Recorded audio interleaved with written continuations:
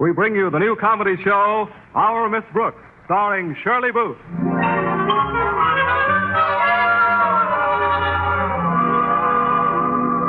You know, it's a funny thing. I'm always careful about standing in a draft.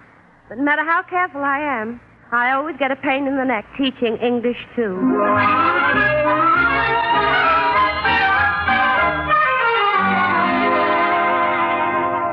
Our Miss Brooks. Have you met her yet? Maybe you think a school teacher's life is dull. Well, it is. But there are moments when even Miss Brooks' life can be as romantic and glamorous as a movie star's.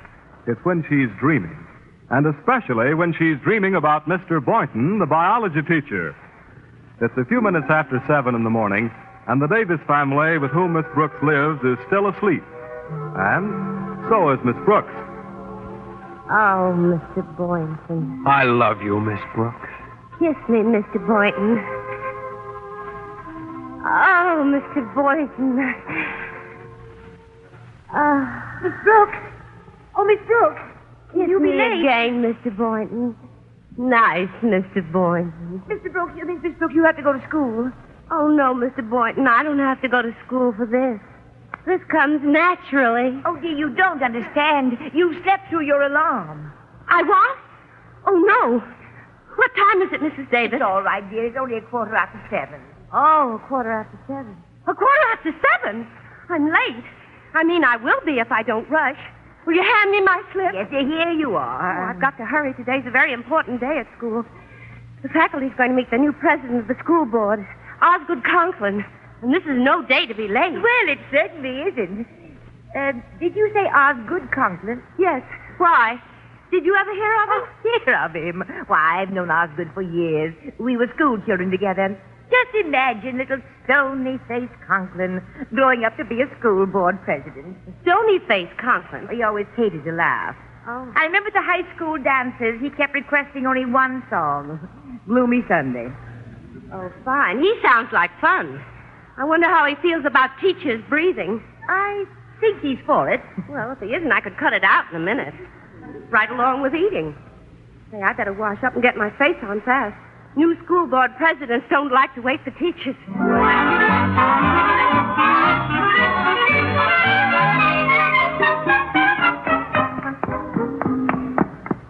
Is that you, Miss Brooks? Oh, I have a wonderful surprise for breakfast. I'm sorry, Mrs. Davis. I just have time to get my galoshes Oh, but you on. can't go without trying my Armenian pancakes.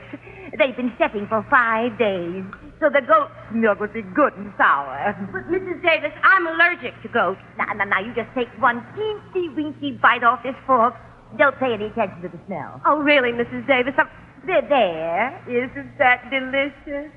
Oh, Armenians would never go into battle without one. Did they shoot them out of cannons? Ruth, there's water for you. Oh, swallow it, Miss Brooks. It's a crime to throw them away. It's a crime either way. Bonjour, Miss Brooks. Bonjour. Bonjour, Mother. Pancakes in the hole. Keld rolls. Oh, Ruth, when in Greece, do as the Greeks do. Speak English. Oh, now, look, there's water honking for you. Oh, that worm can honk himself blue in the face for all I care, and he knows But it. he's waiting out front. Then I'm going out back.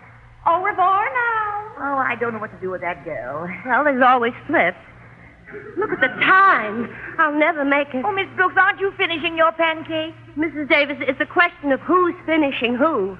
But it's nourishing, dear. Just roll it up and take it with you. But Oh, dear. Walter came over here all this way for nothing. Oh, no, he didn't. He may be expecting Miss Garbo in bobby socks, but he's getting Miss Brooks in galoshes.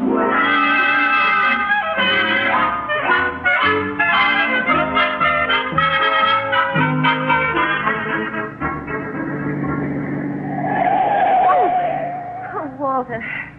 Walter, it's awfully nice of you to drive me to school, but would you please be more careful? Oh, don't worry about Bessie, Miss Brooks. She drives herself. Yes, it wouldn't hurt to give her a hint now and then. So Ruth left by the back door, eh? Boy, does that burn me up. After all the trouble I went to get the car. I even missed my breakfast. You did? Well, you're just the one I'm looking for. Have a pancake. A pancake? Oh, I don't know whether I should or not. I feel so unsettled. Oh, these will settle you, Walter, I promise. Tell me, What happened between you and Ruth? She read a book. Oh, that always leads to trouble. Which book? Oh, a book of the great love letters in history or something. Now she says all she believes in is spiritual love. Oh. And you don't? Well, I believe in it, Miss Brooks, but how do you do it? I see what you mean. You see, Walter, it's just that Ruth doesn't appreciate yet that a man is a thing to be treasured. Well, when will she appreciate that? When she gets to be my age. Oh, I couldn't wait that long, Miss Brooks. Now, wait a minute. How old do you think I am? 35? Walter. 40? Walter. 45? Walter, this isn't an auction. I'm not a day old. Walter, look out, that car. I saw it. Say, I've got a great idea. Oh, you mean you've decided to drive on the right side of the street? No, seriously. I'll write her a letter. Something that will break her heart and burn her up. I can knock it off at school today. Walter, what makes you think we're going to get to school today? Say, if I brought the letter over to you tonight after dinner, Miss Brooks, would you look it over for me? Yes, Walter, anything. We'll keep it a secret that you help me. I'll make it spiritual, see? Walter, please, that car. Right up to the very end, and... Walter! And then I'll let her have it.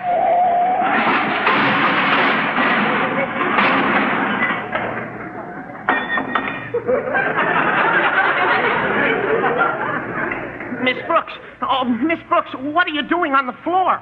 I'm not sure, Walter, but while I'm down here, would you like me to check your ignition? Look here, young man. Anyone who drives like that shouldn't be allowed on a kiddie car. Me? Listen, what's the idea of having your fender so far out in the road? Young man, if you're trying to imply that I... Please, will somebody please take me up off the floor? Oh, I'm sorry, Miss Brooks. I forgot. Are you all right?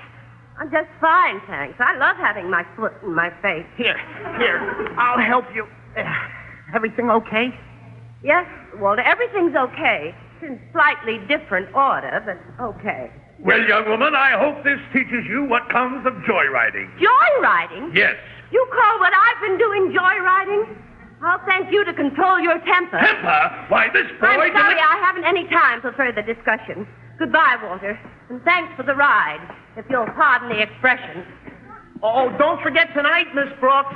That's one of the most offensive young women I've ever met. Say, do you know who she is? Who? That just happens to be one of the best teachers we got over at South High. That's all. Well, that's very interesting. Do you know who I am? Who? I just happen to be the new president of the school board. That's all.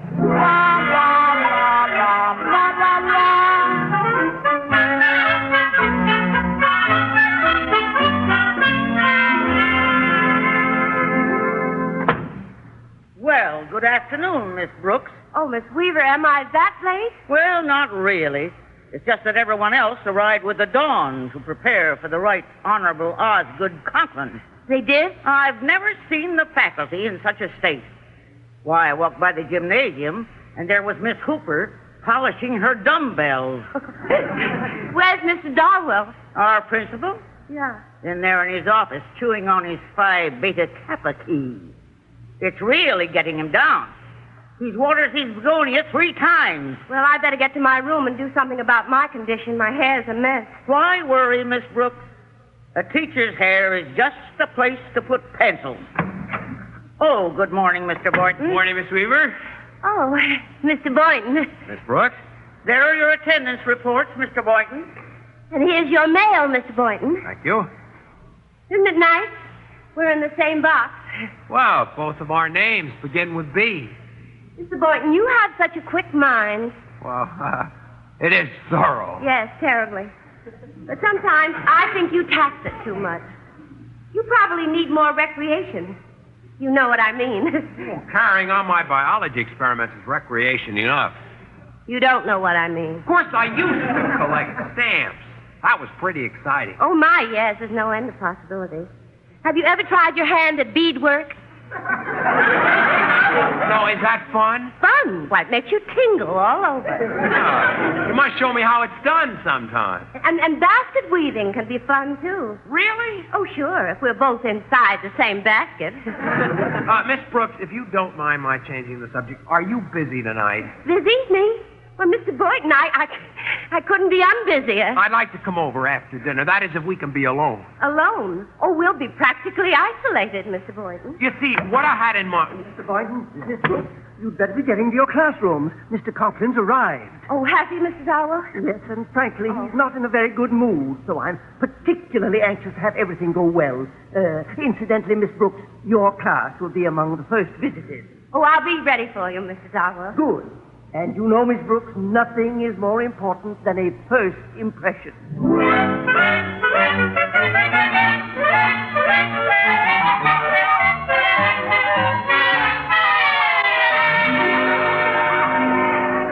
All right, class. Let me have your attention, please. Mr. Conklin, the new school board president, is at South High today, and if he should visit our class, there's no reason to be nervous or self-conscious. We'll just go on in our normal manner, and I'm sure I'll get that salary raise. We'll do fine. Now, to take up where we left off yesterday. Pardon me, Miss Brooks. Oh. Mr. Conklin and I just happened to be passing by. Well, you come right in, Mr. Dollar. This way, Mr. Conklin. Mr. Conklin, this is our Miss Brooks. That's Miss Brooks? Yes. That's Mr. Conklin? Bronklin, I mean. Oh, you two have met. Well, you might say we ran into each other this morning. That was Miss Brooks? Oh. Well, Mr. Conklin, I have an idea. Yes? Why don't we skip the English and drop in on manual training? They have a splendid collection of hand-decorated doors. No, Mr. Darwell. I'm particularly interested in watching Miss Brooks conduct her class. Oh, well, suppose you go right on with your class, Miss Brooks. We'll just sit at the back of the room and probably learn something, too. Yes.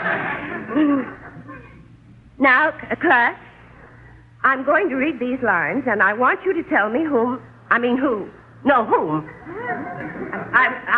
want you to tell me the name of the author.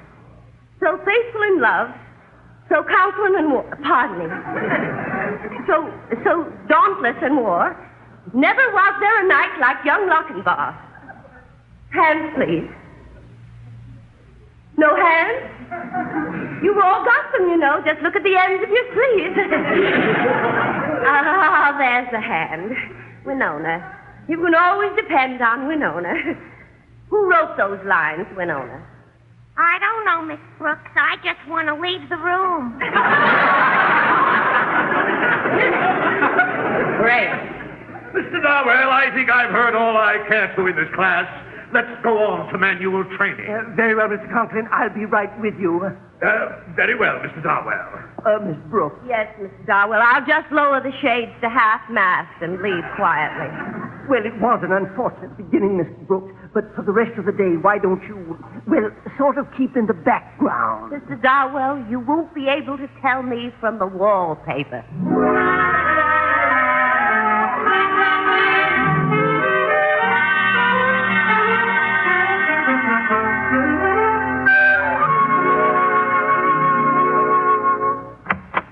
Hello, Mr. Boynton. Well, good morning, Miss Brooks. Come right in. I just happened to be passing your laboratory, and I just dropped in to see what time you were coming over tonight. Tonight? Yes. You see, one of my students is dropping by so I can look over a letter he's been I'm writing. not sure I can make it at all now, Miss Brooks. I'm worried about Violet.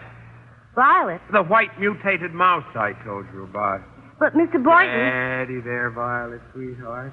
You know, I don't like the feel of her stomach. Mr. Boynton... It's lumpy. Mr. Boynton, you told me that you wanted to come over tonight, and I... Well, frankly, I don't think I should leave Violet when she's in this condition. You understand, I have to... Yes, I know. You have to sit up with a sick rat. Mouse. Mouse. Violet's delicate, but she's sweet. Of course, she's a little peaked today. Maybe she worries about her lumpy stomach. I would. Well, I don't know what it is. You know, I think I'd better have a look at her cage. Hold her a minute here. Oh, no. No. She'll be all right if you just handle her gently. Here. You dropped Violet. She attacked me. Miss Brooks, get down off that No, I can't. I feel she's there under the table. I'll get her if you just stop screaming and let go of your skirt. And this, Mr. Conklin, is our biology... Why, Miss Brooks, what are you doing up on that desk? And where is Mr. Boynton? He's under the table with Violet, Mr. Darwin. Violet? Well, now I know what goes on in the biology laboratory. But, Mr. Conklin, it's just an experiment. Mr. Conklin, I'm sure that I could... Mr. Conklin, I'm sure. Yes, so am I. Very sure. Come, Mr. Darwell, I suggest we come back later, after they get Violet out from under the table. But, Mr. Clink, Oh, skip it. What? Finally got Violet, Miss Brooks. So I see. Isn't she a beauty? Oh, ravishing. And to think she's mine. Yes, just think. And you know something, Mr. Boynton? What? You make a lovely couple.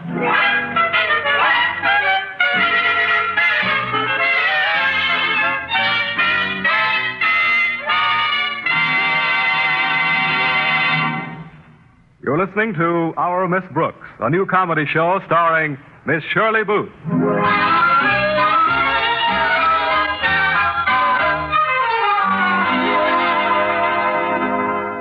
Poor Miss Brooks.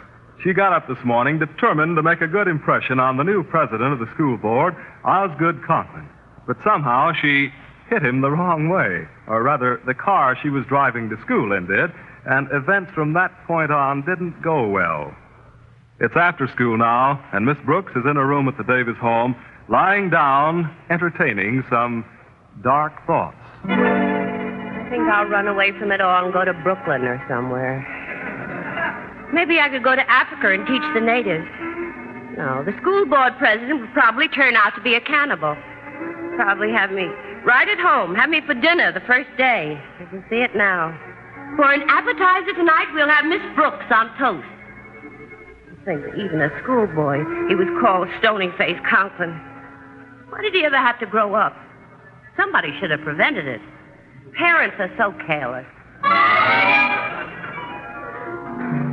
Of course, we're old friends, Margaret, but... No, I haven't anything against Miss Brooks, but...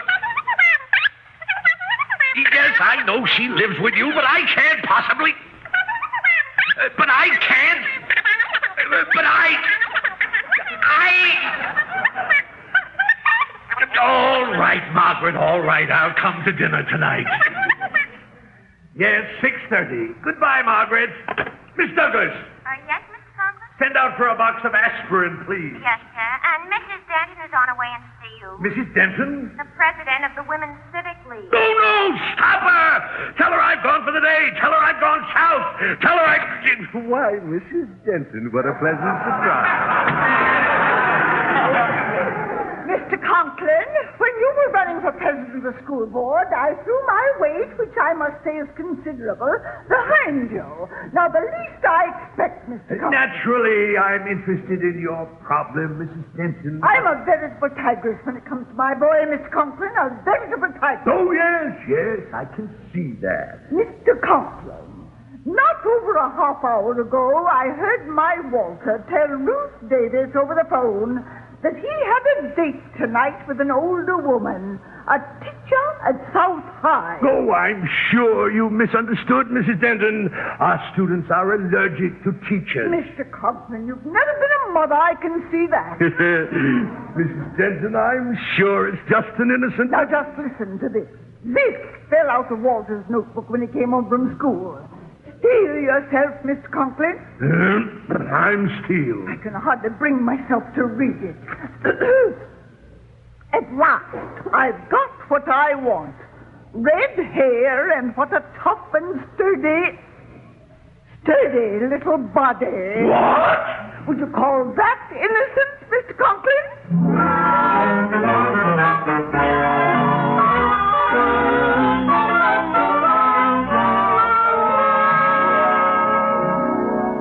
No, Mrs. Davis, you shouldn't have had Mr. Conklin to dinner tonight. Oh, now imagine being afraid of Osgood Conklin. He won't bite you. Maybe not, but why does he keep baring his fangs? Besides, I was counting on your going to the movies tonight. Mr. Boynton's coming. Now, I'm not going to listen to another word. You come right in here with me. Osgood, you know Miss Brooks. Oh, yes. Good evening, Miss Brooks. Good evening, Mr. Conklin. It's Conklin, Miss Brooks. I said Conklin, didn't I? Don't just stand there, dear. Sit down. Oh, now, wasn't this a grand idea, Osgood? Fine. Oh, Mother's just full of ideas, and there's nothing you can do about it. Oh, Ruth, that's sweet. Oh, Miss Brooks. Yes? Your elbow, dear. My what? It's in the soup, dear. Oh. Oh, well, what's the difference? I've been in the soup all day. Frankly, Miss Brooks, to stay out of the soup, you've got to use your noodle. Why, Osgood, that's very, very funny. Don't you think so, Miss Brooks? What? Oh, yes. It's the funniest thing I ever heard. Huh? What is? Oh, we're laughing at your joke, Mr. Conklin. Noodle, soup. Oh, that. Oh, yes, noodle soup. Not bad, was it? Mr. Conklin, I had no idea you were so clever. Did you, Mrs. Davis? No, I just never heard of anything so funny. Oh, Mr. Conklin, did anyone ever tell you you had a wonderful sense of humor?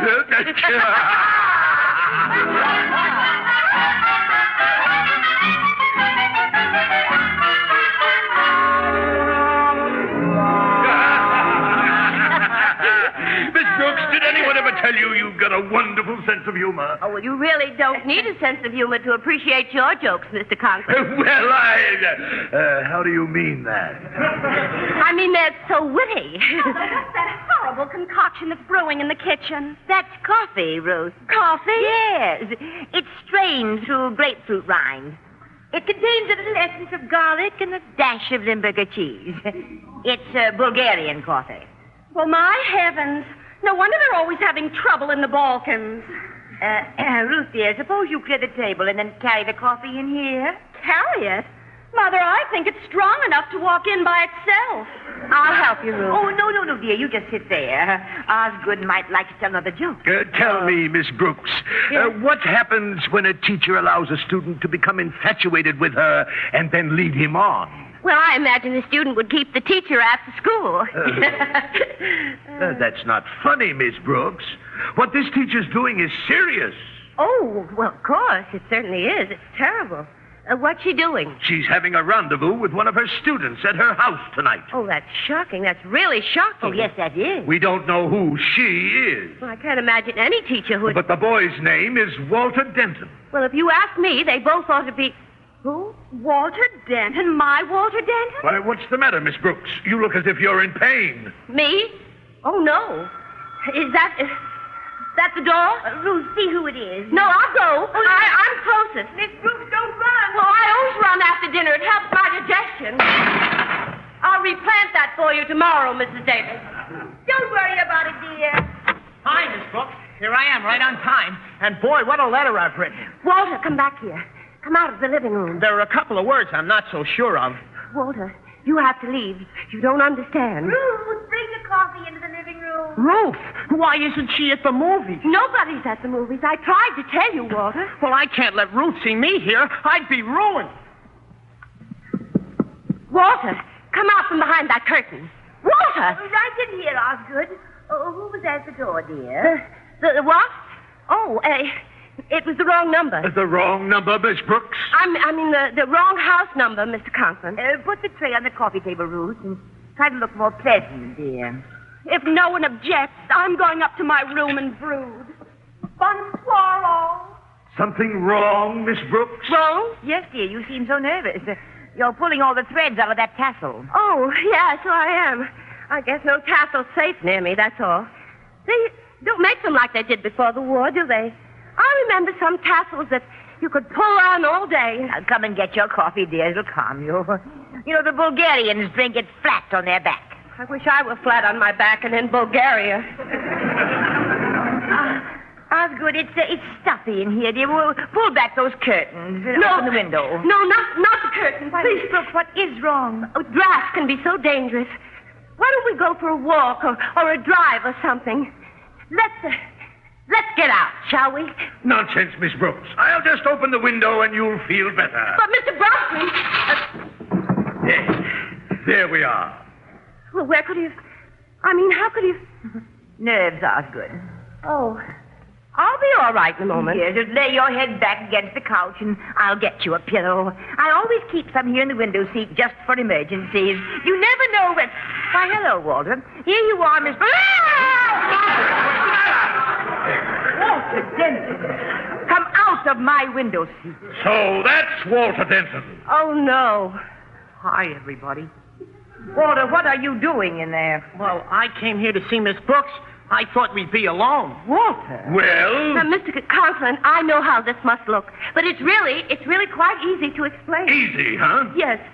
Walter, you tell them why you came here tonight. Why? It's nobody's business but our own. Walter! But, Miss Brooks, we agreed that this was to be our secret. Walter, please, for the last time, explain. Well, if you gotta know, I came over because Miss Brooks said she'd help me with the letter I was writing to Ruth. Well, that was very sweet of Miss Brooks. Don't you think so, Osgood? Extremely. Now let's hear you explain this, Miss Brooks. I don't understand. Just read it, Miss Brooks. It's a page from Walter's diary. Mine? At last, I've got what I want. Red hair and what a tough and sturdy little body. Walter. I wish everybody would stop saying Walter. This isn't even my writing. Here, look at the other side. That's my biology notes from yesterday. Oh, I remember now. I asked Mr. Boynton to loan me a piece of paper. Mr. Boynton wrote that? Oh, Miss Brooks, don't you get it? Get what? Red hair. It's you Mr. Boynton's writing about. Me? Just what do you wanted? A tough and sturdy little... Well, I am strong. Surely you're not pleased, Miss Brooks. I'm not? Oh, I'm not. Good evening. The front door was open, and I just... Oh, Mr. Boynton. Well, I thought you said that we were going to be alone, Miss Brooks. You too? Mr. Boynton, I'd like to know whether you wrote this or not. Well, let me see it. Yes, I wrote it. It was supposed to go in my diary. Diary? Yes, what's wrong with it anyway? She is strong, and I did work hard to get it. Oh, Mr. Boynton, please, not in front of everybody. It took 23 generations of crossbreeding to get a red-backed mouse like that. Mouse? Mouse? Sure. What did you think I was writing about? Well, I knew it was a mouse, Mr. Boynton. I just didn't know which one. Well, this is amazing, most amazing. I don't quite know what to say. Well, I do. Ever since I got up this morning, all I wanted to do was to make a good impression on you, Mr. Conklin. My knees knock like castanets. But they're not knocking anymore. I'm as steady as a rock. You know, the trouble with you, Mr. Conklin, is that you can't forgive a teacher who behaves like a human being. Well, from now on, I'm being human, and if you want my resignation, I'll give it to you gladly. Mrs. Davis, I'd like a drink. Miss Brooks. Of water. Well, Miss Brooks, perhaps it would be better if we discussed this more calmly tomorrow. I'll see you to the door, Osgood. And you too, Walter. But my letter... Come along, Walter, right this way. Well, Mr. Boynton, at last, we're alone. And a good thing, too. I'm pretty anxious to get at it. Oh. So am I. Come on, let's sit over here on the couch. It's so soft and comfortable. You really think so? Of course. I'll just turn off this lamp. But if you turn it off, how will we see? Well, is that necessary? Why, sure. But don't you think it would be more comfortable at the desk? It would? Why, of course. Well, if you say so. Yes, we'll be able to spread the papers on. Papers? What papers? The exam papers on the physiology of the frog. Oh, I see. I thought you'd be interested in helping me correct them. You are interested. Oh, I'm fascinated, Mr. Boynton. After all, when a man and a girl are alone on a couch and the lights are turned down low, what could be better than learning about the physiology of a frog?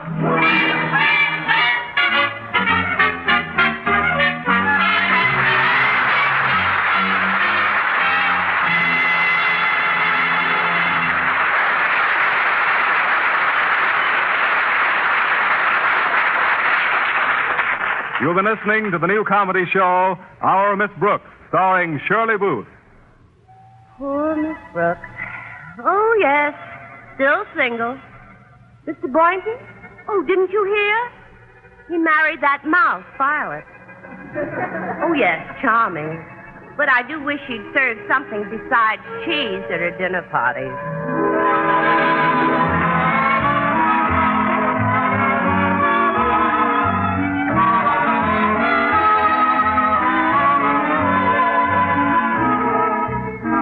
Don Ettlinger wrote Our Miss Brooks with Norman Poker and Ed Juris.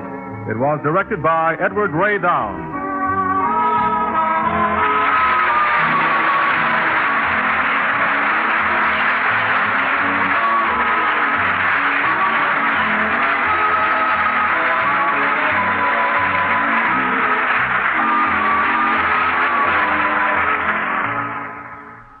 Columbia presents Our Miss Brooks, starring Eve Arden.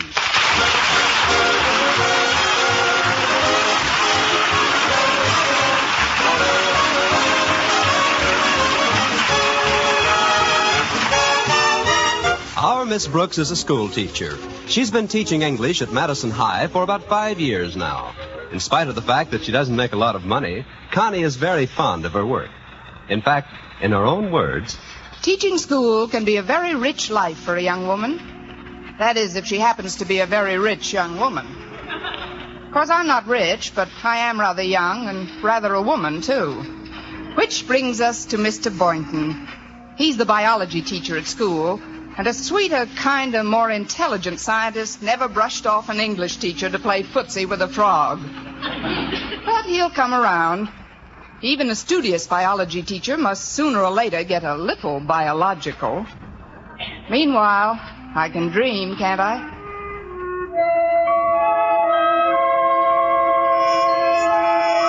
yes, Connie Brooks can dream. It's a few minutes before 7 in the morning, and Miss Brooks is fast asleep in the room she rents from Mrs. Margaret Davis. Fast asleep and dreaming. Oh, Mr. Darwell, this is too much. Miss Brooks, as principal of Madison High School, I insist you accept it. But a diamond-studded ruler. For what, Mr. Darwell? Because you have the nicest erasers in school. Why, Mr. Darwell, I didn't think you ever noticed my erasers. I'm also giving you Mr. Boynton, the biology teacher. Oh, Mr. Boynton. Kiss me, Miss Brooks.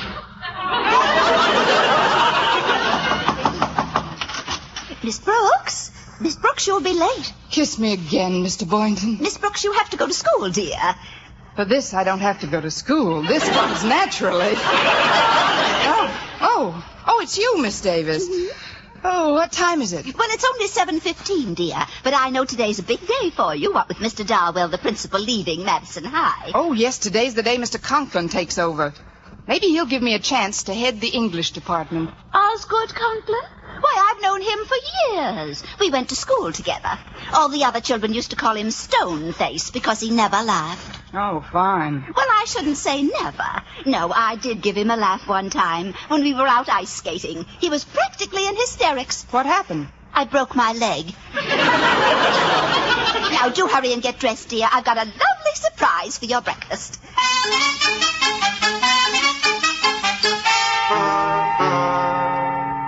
You just sit down and drink your juice. All right, Mrs. Davis. What kind of juice is this, anyway? Pomegranate. Pomegranate? Uh-huh. I was going to bake you a kumquat, but they were out of them at the deli. Now, here's the surprise. Here it is, Armenian pancakes. They've been setting for 5 days. What else could they do? I mean in goat's milk. It takes 5 days for it to get good and sour. Sour goat's milk? Mm-hmm. Here, try a bite off this fork. Don't pay any attention to the smell, dear. Oh, but Mrs. Davis, Please, Mrs. Davis. I'm too old to be hand-fed, especially Armenian pancakes. Now, tell me the truth. Aren't they delicious? Well, I don't want to hurt your feelings, Mrs. Davis, but if I were the goat responsible for this concoction, I would hang myself by my own beard. If you don't mind, I'll help myself to some cereal. Oh, Miss Brooks, it's a crime to throw out these pancakes. What's the crime? Carrying concealed weapons? Now, you've got to have something for breakfast. Today's a big day for you. Let me whip up a few Swiss clam fritters. Look, Mrs. Davis. Yes, dear? If it wouldn't upset you to see it at the breakfast table, could I have some cornflakes? Well, everyone to his own taste. Gee, it's funny Walter isn't here yet. He knows I wanted to get to school a little early this morning. Oh, is Walter Denton picking you up again? Yes, my Chevy's still in the shop. I had a little accident Monday. I ran into a parked car. Oh, that's too bad. I hope you reported it to the police. I didn't have to. They were sitting in the car. Oh, that's good. Walter's a nice boy, although he's not too bright. You're right about that, Mrs. Davis. 16 years old, and he gets his heart broken every other week by some jukebox Cleopatra. Then I have to put the pieces together. You, Miss Brooks? Yeah, you know, I pat the little rooster on the head with my motherly wing and make clucking sounds. Well, how does he respond to that, Miss Brooks? Before the last cluck has died away, he's back in the hen house. Oh, well, I can't worry about Walter today. I've got to make a good impression on Mr. Conklin if I want that new job at school. Oh, that's Walter now. I can always tell him by the way he humps. Me too. He sounds like a heartbroken goose. Well, here goes, Mrs. Davis. Wish me luck. Oh, I do, my dear. And don't you worry about a thing. I wonder what kind of a guy Mr. Conklin really is.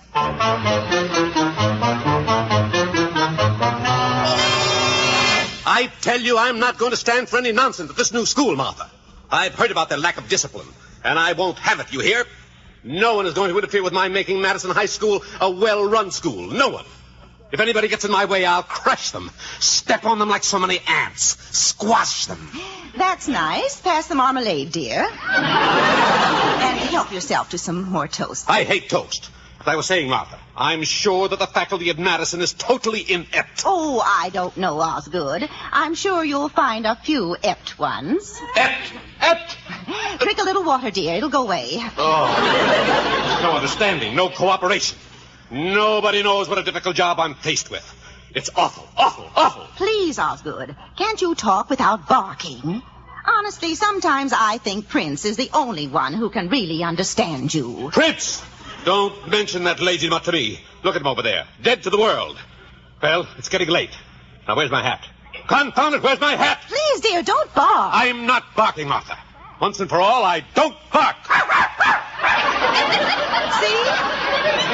He does understand you.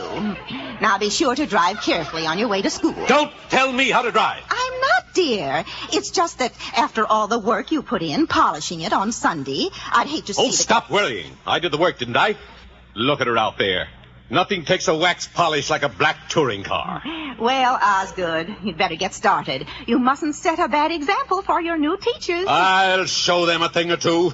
I'll show them. I'll make them step. Oh, shut up, Prince, shut up. Goodbye, Martha.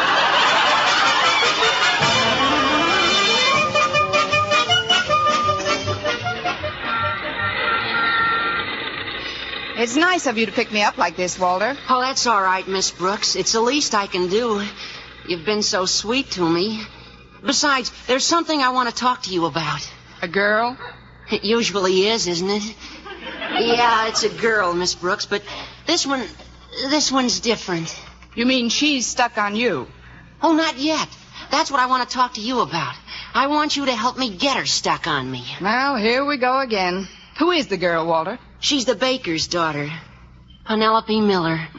When I kissed her for the first time the other night, I knew she was different. But, Walter, you kissed a lot of girls. What's so different about Penelope Miller? She tastes like caraway seeds. Oh, grand. She's probably built like a pumpernickel. Now, look, Walter, I've got a lot on my mind today. Well, all I want you to do is help me write her a letter, Miss Brooks.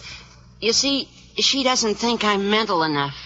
I can't understand it. And I figured, well, you being an English teacher, as well as a woman, well, you'd know how to make her think that I was brainy. You know, intelligent. I hate to trade on just my sheer animal magnetism. You know what I mean? Walter, you are a little beastly in spots. But don't blame yourself. Penelope just doesn't appreciate yet that a man is a thing to be treasured. When will she appreciate it? When she gets to be my age. Oh, I couldn't wait that long, Miss Brooks. Oh, wait a minute, Walter. Just how old do you think I am, anyway? 35. What? 40. Walter! 45. One more bid and I'll throw you out of this auction. I'm sorry, Miss Brooks. I guess I'm not very mental at that, but you will help me out, won't you? I'll come over to Mrs. Davis's tonight and we'll write a letter together. What do you say? Well, I could... Walter, look out! That car! What car? That big black touring car! Big black touring car?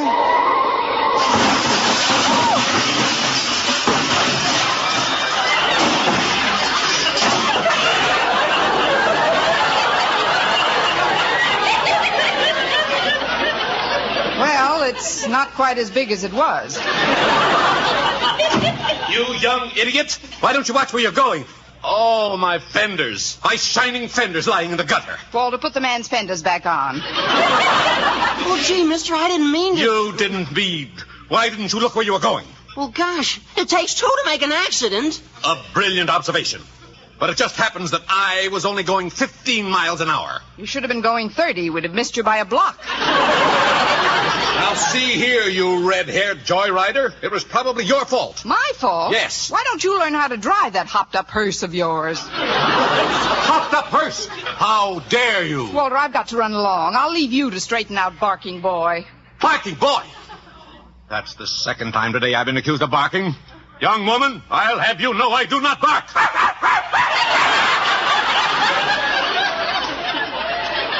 Who's your friend? Go home, Prince. Goodbye, Walter. And thanks for the joyride, Walter, if you'll pardon the expression. Oh, goodbye, Miss Brooks, and don't forget about tonight. Good riddance. That is one of the most offensive young women I've ever met. Now then, young man, let me see your driver's license.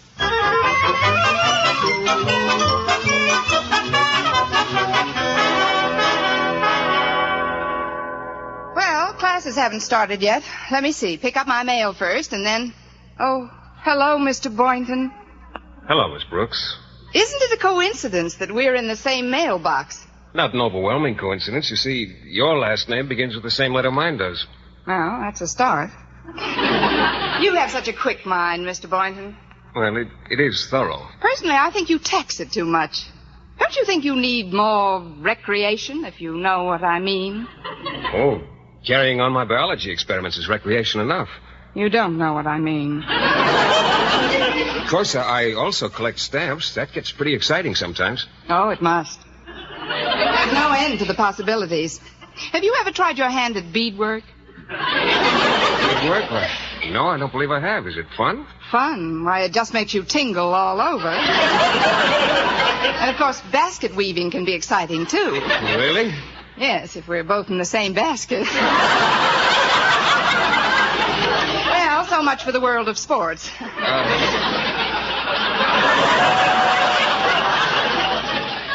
Miss Brooks, if you don't mind my changing the subject, are you going to be busy tonight? Busy? Me? Why, Mr. Boynton, I couldn't be unbusier. Well, I'd like to come over after dinner. That is, if we could be alone. Alone? We'll be absolutely isolated. I hope you don't think I'm too forward, Mr. Boynton, but I've anticipated this moment for quite a while. Remember the day about 5 years ago when I first came to Madison High, rounded a turn in the corridor, and bumped smack into you? Oh, yes. I was teaching chemistry then. You put quite a dent in my Bunsen burner.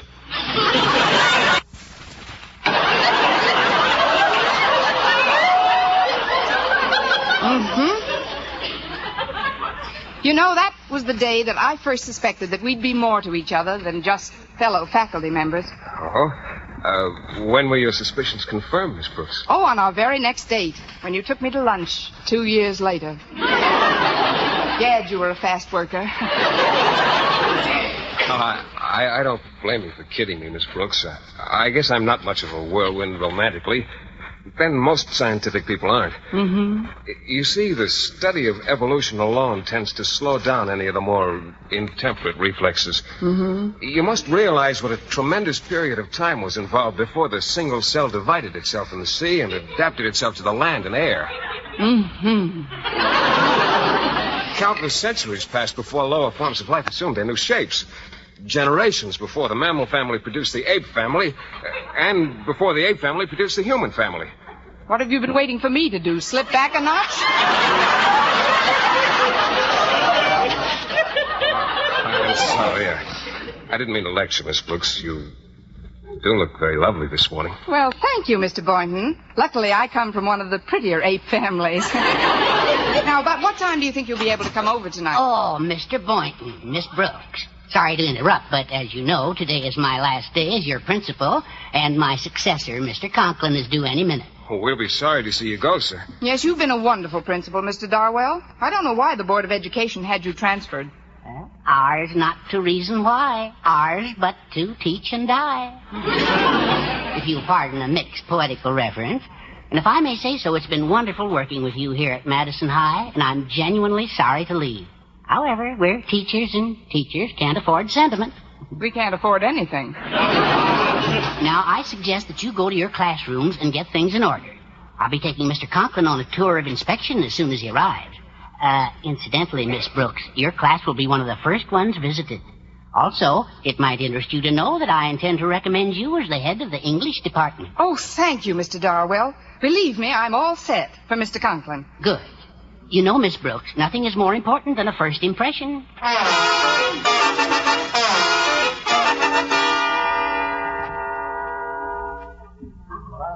All right, class, let me have your attention now. As many of you know, our new principal, Mr. Osgood Conklin, takes over his duties today. So if he should drop in here at any time, there's no reason for any of us to be nervous, self-conscious, or head of the English department. We'll just go on in our normal manner. Now to take up where we left off yesterday. Pardon me, Miss Brooks, but Mr. Conklin and I just happened to be passing by and... Oh, I come right in, Mr. Darwell. This way, Mr. Conklin. Mr. Conklin, this is our Miss Brooks. How do you do, Miss Brooks? Glad to make your Wait a minute. Thank you, Mr. Conklin. I'm glad to make your acquaintance, too. You two have met? Well, we sort of ran into each other this morning. Yes. Oh, so this is the young lady in the accident you told me about. Mr. Conklin, I have an idea. Now, why don't we skip English and drop in on... Mr. Darwell, now that I know just who Miss Brooks is, I'm particularly interested in watching her conduct her class. Suppose you go right on, Miss Brooks. We'll sit here at the back of the room and probably learn something. All right, Mr. Darwell. Now, class, I'm going to read some lines to you, which I'd like you to... I'd like you to... Well, I want you to tell me who... I'd like the name of the author of the following stuff. So faithful in love, so Conklin war. So dauntless in war. Never was there a knight like young Lochinvar. Hands, please? No hands? Well, you've all got them, you know. Just look at the end of your sleeves. Oh, there's a hand. Winona. I can always depend on Winona. Who wrote those lines, Winona? I don't know. I just want to leave the room.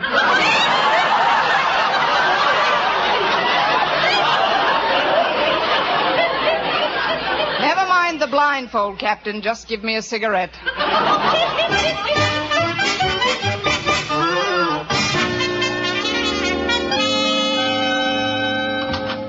Hello, Mr. Boynton.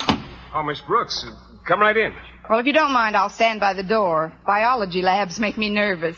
I just dropped by to see what time you're coming over tonight. Tonight? Yes, one of my students is stopping by. I promised to write an intellectual letter for him to a girlfriend he's trying to impress, Penelope Miller. Penelope Miller? Yeah, she tastes like caraway seeds. Anyway, if you'll just let me know what time you can make it, I'm not sure about tonight at all right now. I'm quite worried about Violet. Violet? Yes, the white mouse I use in some of my experiments. Now, steady, Violet. Steady, dear. I'm just going to hold you for a minute. Mr. Boynton? You know, I don't like the feel of her stomach. Mr. Boynton, if It's lumpy. Well, but Mr. Boynton, you told me at the office this morning... frankly, Miss Brooks, at that time I didn't know about Violet's condition. You understand, I have to... I know. You have to sit up with a lumpy mouse. Violet's been awfully cooperative. Obviously. But she's terribly peaked lately. I don't know what it is. I think I better have a look at her cage. Hold her a minute, will you? Miss Brooks, you dropped Violet. She attacked me. Miss Brooks, get down off that desk. I can't. I see her. She's under that table, Mr. Boynton. I'll get her if you just stop that screaming and let go of your skirts. Get her. And this, Mr. Conklin, is our biology laboratory. Where we... Why, Miss Brooks, what are you doing on that desk? And where's Mr. Boynton? He's under the table with Violet. Violet. So that's what goes on in the biology laboratory of Madison High. Oh, but Mr. Conklin, I'm sure we can So am expect I. Very sure. Come, Mr. Darwell.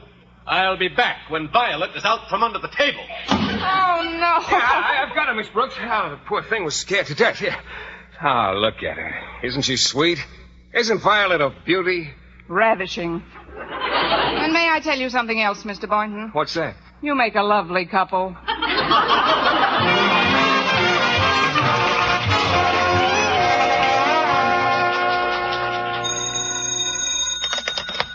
Hello? Yes, this is the principal's office. Osgood Conklin speaking.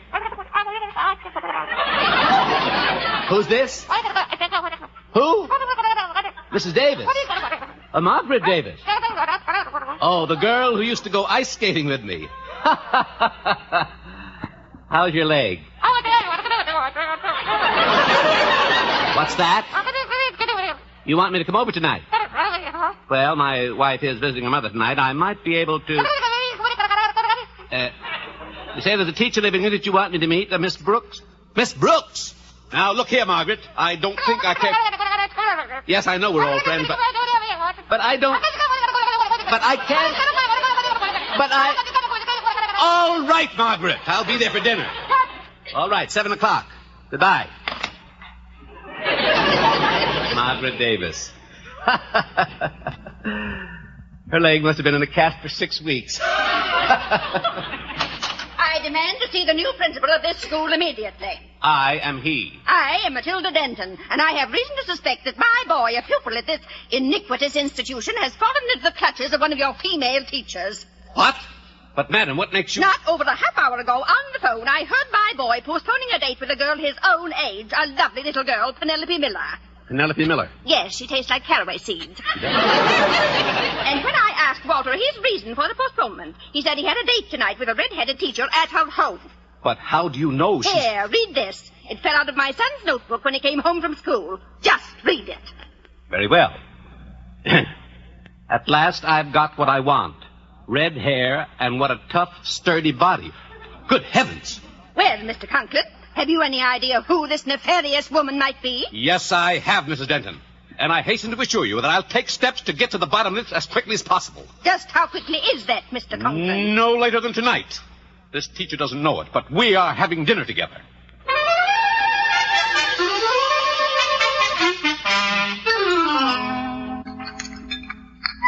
Well, Osgood, how did you like your dinner? Very interesting, Mrs. Davis. I've never tasted a seal burger before. It's the goat's milk that does it. Uh-huh. Well, I'll take these dishes into the kitchen and see about the coffee. Oh, I make Bulgarian coffee, you know. It's strained through a grapefruit rind. Naturally. Now then, Miss Brooks, I realize that the events of the day were as unpleasant for you as they were for me. Yes, they were, Mr. Conklin, but that's all in the past. I'd like to think so, Miss Brooks. But unfortunately, a matter of the gravest concern has come up. Really? Really. What would you think of a teacher who would allow a student to become infatuated with her and then lead him on? Well, I think she was pretty terrible, Mr. Conklin. Who's the teacher?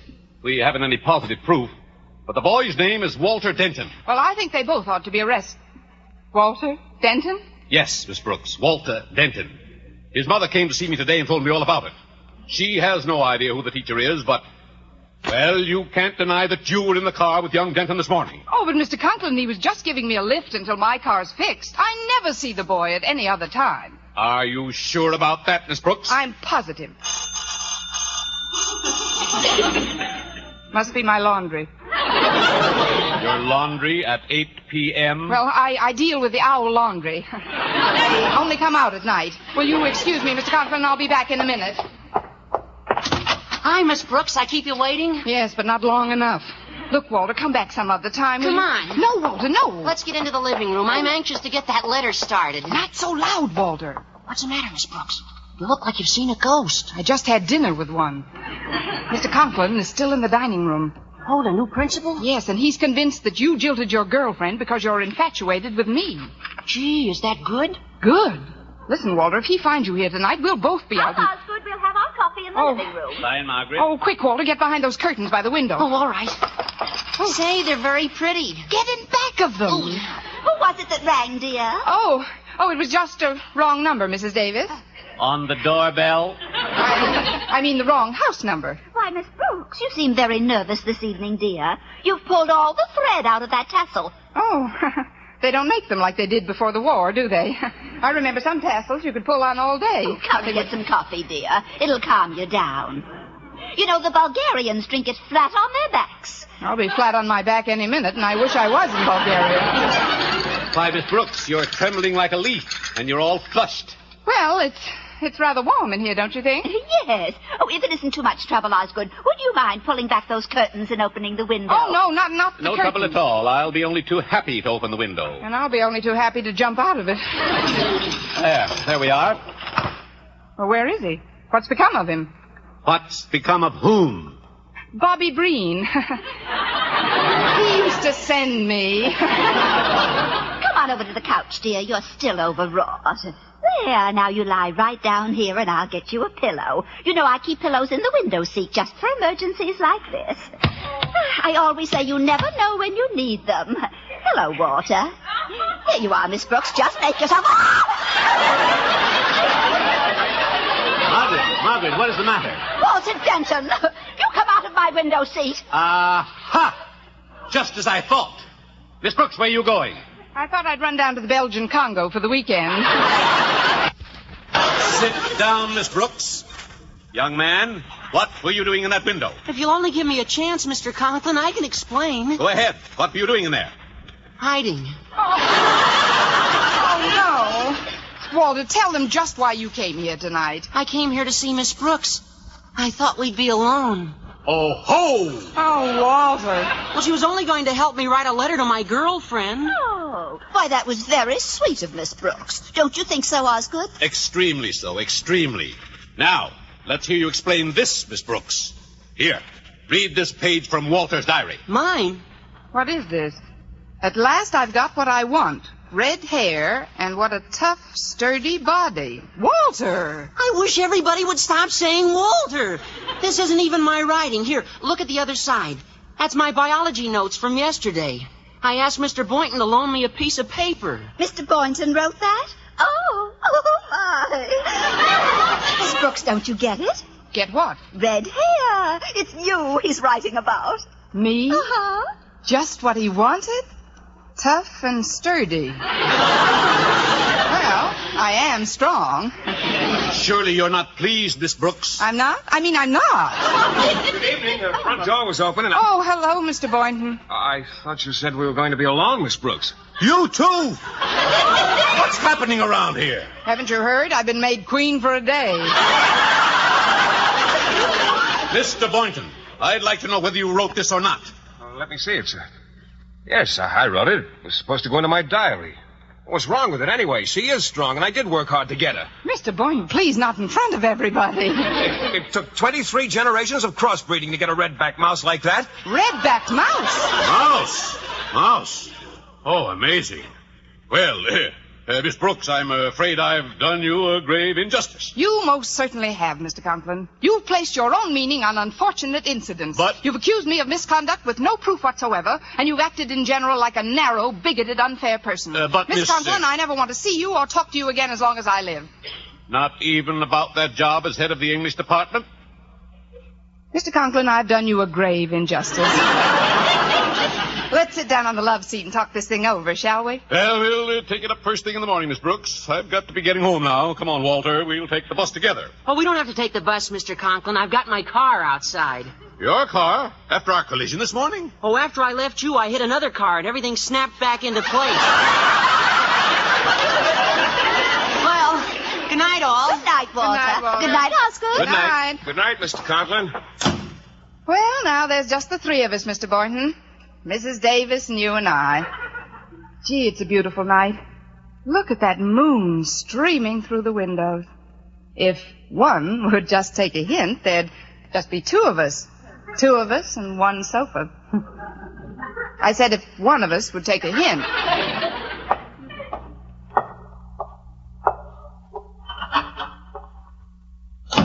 Well, here we are, just the two of us. That's right, Miss Brooks. How about a little gin rummy? Cut for deal.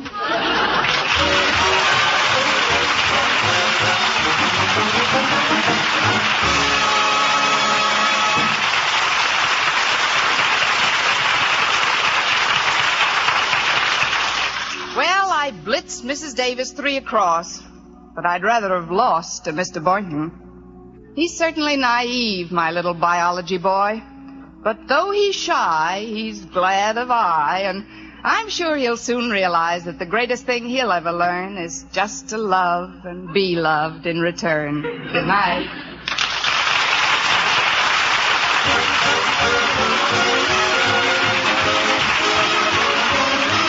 Next week at the same time, Columbia will again present Our Miss Brooks, starring Eve Arden. This is CBS, the Columbia Broadcasting System.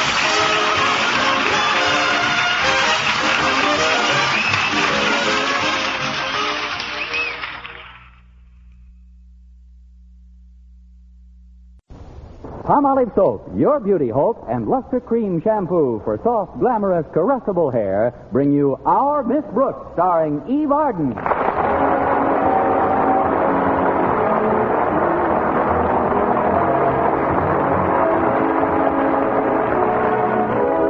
Our Miss Brooks, who teaches English at Madison High School, is as conscientious about her work as any other teacher. But she's come to realize lately that there are things outside of the classroom which also demand her attention. There are two things which I feel I must do to keep abreast of the times. First, I read all the latest figures on the cost of living. And secondly, I never miss Little Abner. It's not that I approve of Little Abner's grammar, but with my salary as a school teacher, I have to know what's going on in Dogpatch so I won't seem like a yokel when I move there. Against this day, Mrs. Davis, my landlady, started last week to pack me a lunch so that I could save the money I'd spend in the school cafeteria. Although she's come up with some pretty weird recipes, the first sandwiches she constructed for me were made out of loganberry jelly and cucumbers. I was still grateful that I didn't have to eat the miserable food they've been serving in the cafeteria lately. Anyway, last Friday when the bell for lunch period rang, I realized I'd forgotten to bring my lunch from home. So I picked up my purse and a fifth of bicarbonate and... But before I reached the door of my room, it opened, and our principal, Mr. Osgood Conklin, came in. Good morning, Miss Brooks. On our way to lunch, were we? We? Oh, you mean my purse and me? Yes, sir. We were going to live dangerously again. That's what I dropped in to talk to you about, Miss Brooks. Those kind of remarks about the cafeteria have got to stop. Oh, I realize that the food they serve isn't as good as the Waldorf Astoria or the Ritz Hotel. Or Pete's Pigsty. But you must remember, Miss Brooks, that our cafeteria is operated at a very low margin of profit. Now, I've just had some very disturbing news from Mrs. Dixon, the school dietitian. What happened? Did she eat there? This is no laughing matter. Sales are falling way off. And although the Board of Education doesn't hold me directly responsible for the operation, the cafeteria is part of Madison, and I am Madison's ruler, principal. Well, what do you want me to do, Your Highness? Mr. Conklin. I want you to find out the temper of the student body. You have the confidence of most of the pupils here, Miss Brooks, and I must admit their attitude has me a little worried. I dropped into the cafeteria yesterday, and I could swear I heard rumbling. Was that before or after lunch?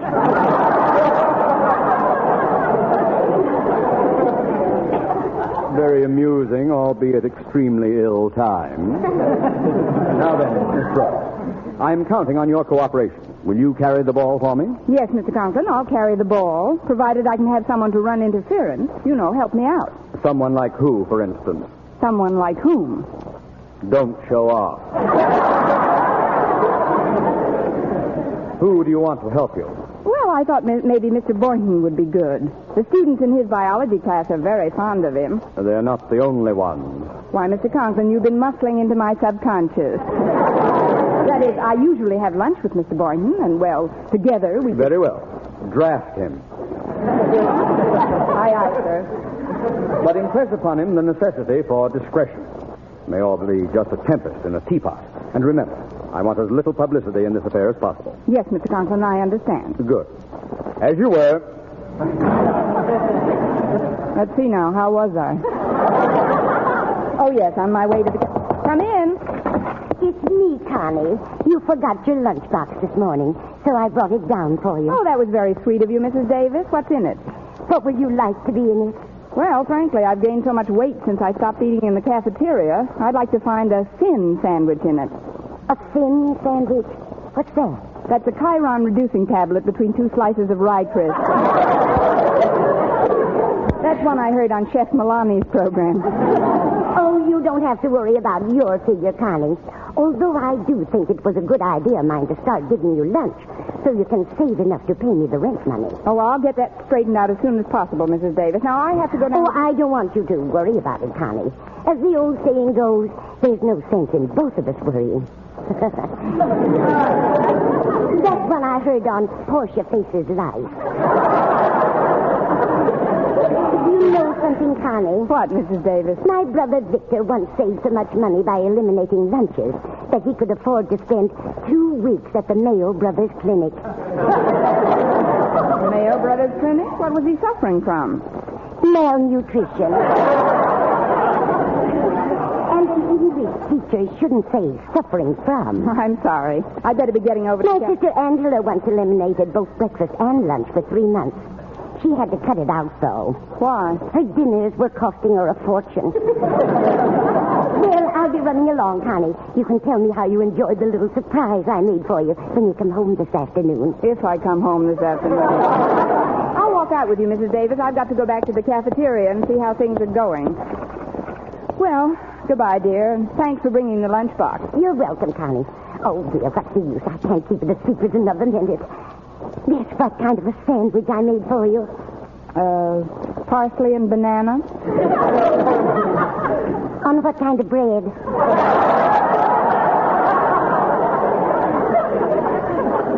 Gluten.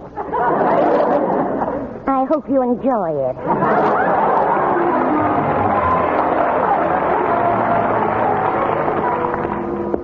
Oh, Miss Brooks. Oh! Don't be scared. It's only me, Stretch Snodgrass. Well, why is Madison's star athlete lurking outside of the cafeteria? I ain't lurking. I'm not lurking. I didn't say you was. Were. Were what? What were what?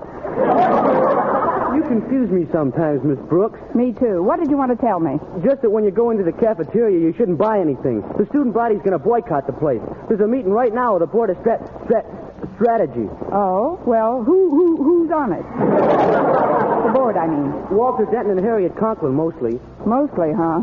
Well, Harriet's father will mostly take care of her if he finds out about this. Where are they meeting? In the room where they print the school paper. You know, the Madison Monitor. I know the name of the paper, Stretch. I made it up. Oh, yeah? It's a very good name, Miss Brooks. Madison Monitor. What I like about it, it rhymes. It rhymes? With what? Well, I don't know with what. It just rhymes. Madison Monitor. See what I mean? If I did, we'd both be in trouble.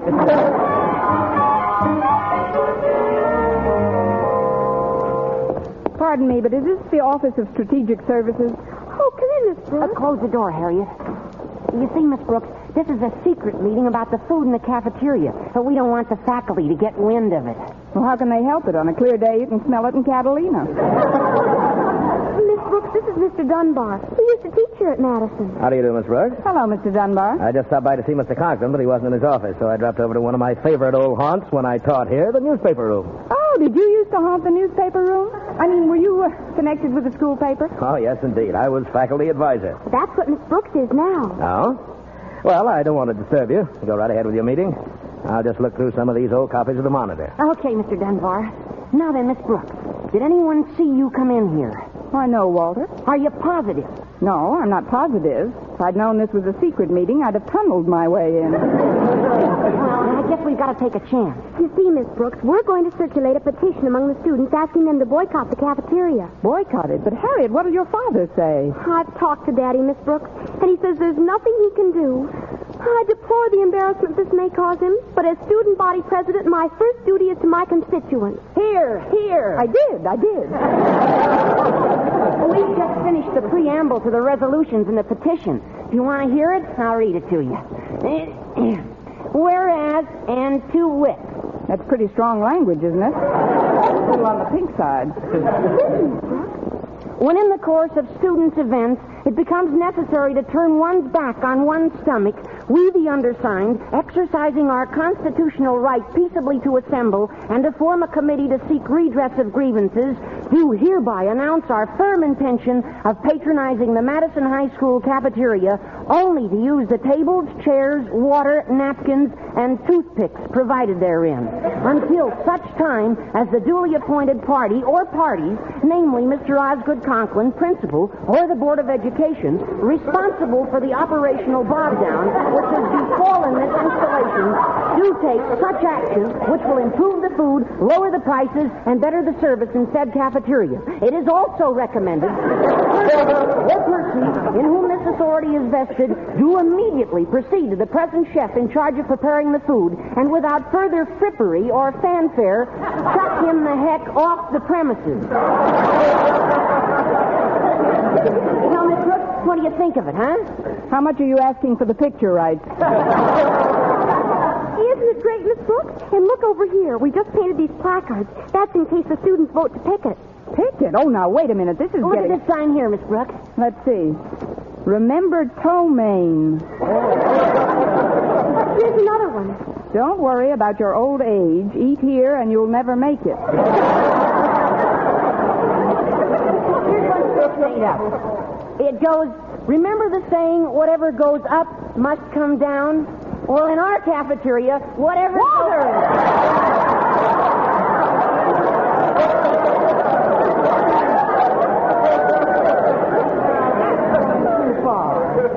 There must be some other way we can get conditions improved. What you kids are suggesting is practically mutiny. Now, I know the food isn't very good in the cafeteria, but... Just not very good, Miss Brooks? Well, pretty bad, then. Just pretty bad, Miss Brooks? Well, brutal. He's on our side. Here, Miss Brooks, take this sign. We're making you an honorary picket. But I don't want to be a picket. Don't you see, we've got to avoid all publicity, or Mr. Conklin... it's too late now. You're in this thing as deep as we are. I'm in this thing as deeply as you are. Well, this has certainly been an interesting little caucus, but I'm afraid I'll have to be running along now. Glad to have met you, Miss Brooks. Oh, thank you, Mr. Dunbar. Goodbye, Mr. Dunbar. So long. Goodbye, kids. Very nice fellow. Yeah, he used to teach English, too. Of course, now he's the editor of the Evening Gazette, one of the biggest papers in the county. He's been investigating conditions in the schools in this area. Oh, well, that's certainly a commendable sort of... investigating conditions. But he just heard me say the food here was brutal. So? So I want you to be sure and watch for my picture in the Gazette. You think it'll be on the front page? No, in Little Abner. There's going to be a new school marm in dog patches.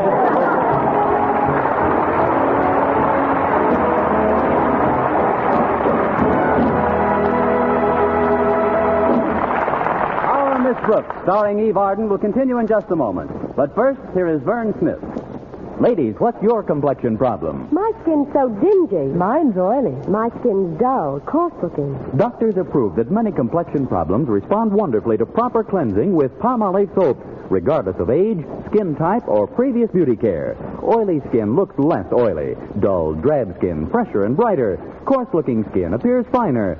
To win such complexion improvements, simply use Palmolive soap. Nothing but Palmolive is needed, the way doctors advise. Wash your face with Palmolive soap 3 times a day.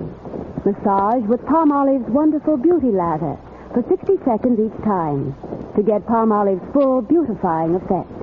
Then rinse. Look for improvements within 14 days. Remember, 36 doctors, leading skin specialists, advised this way for 1,285 women with all types of skin, and proved it could bring lovelier complexions to 2 out of 3.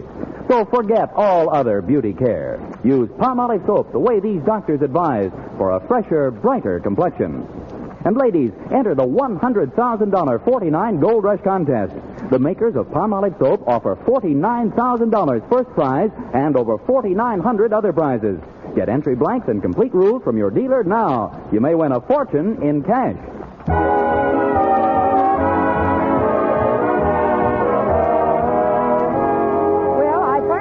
Upon Walter and Harriet to postpone the cafeteria boycott until I could talk it over with Mr. Boynton and report back to Mr. Conklin. Then I hurried down to the biology laboratory. Come in. Excuse me, Mr. Boynton, but I've got to talk to you about something. Could you come to the cafeteria with me right away? Oh, but I haven't been eating lunch in the cafeteria, Miss Brooks. I bring my lunch. Oh, I do too. See, I've got my lunchbox with me. But I thought we'd go to the cafeteria for some coffee, and I could tell you... I've got a thermos full of coffee, and it's so much cozier than the cafeteria. Won't you have lunch here, Miss Brooks, with me? Well, Mr. Conklin, I tried. I suppose I could tell you what's on my mind after lunch. Oh, good. Sit right down at that table over there. Just push those jars to one side. All right, Mr. Boynton. What's the matter? One of these jars just smiled at me. Oh, don't be alarmed, Miss Brooks. A friend of mine sent those to me from Africa. They're shrunken heads. Well, if they're here for lunch, they can have mine. I'll just be a minute, Miss Brooks. I'm feeding my pet frog, McDougal. You remember Miss Brooks, Mac? Hi, Mac. I always feed Mac before I eat myself. Just like the cowboy stars do in those Western movies. They always feed their horses first. Well, good for you, partner. Of course, I've never owned a horse, but old Mac here is as close to me as any pet I've ever had. Yes, I know. Why don't we throw a saddle on him and go for a ride after school? Look, Mr. Boynton, maybe I shouldn't wait any longer to tell you what I discussed with Mr. Conklin. Please, Miss Brooks, not while Mac's eating. This is a festive occasion. Let's not talk about anything serious. I heard a brand new joke the other day. Would you like to hear it? I might as well. It's sort of a riddle. It goes, why can't a woman swallow her apron? I don't know, Mr. Boynton. Why can't a woman swallow her apron? Because it goes against her stomach.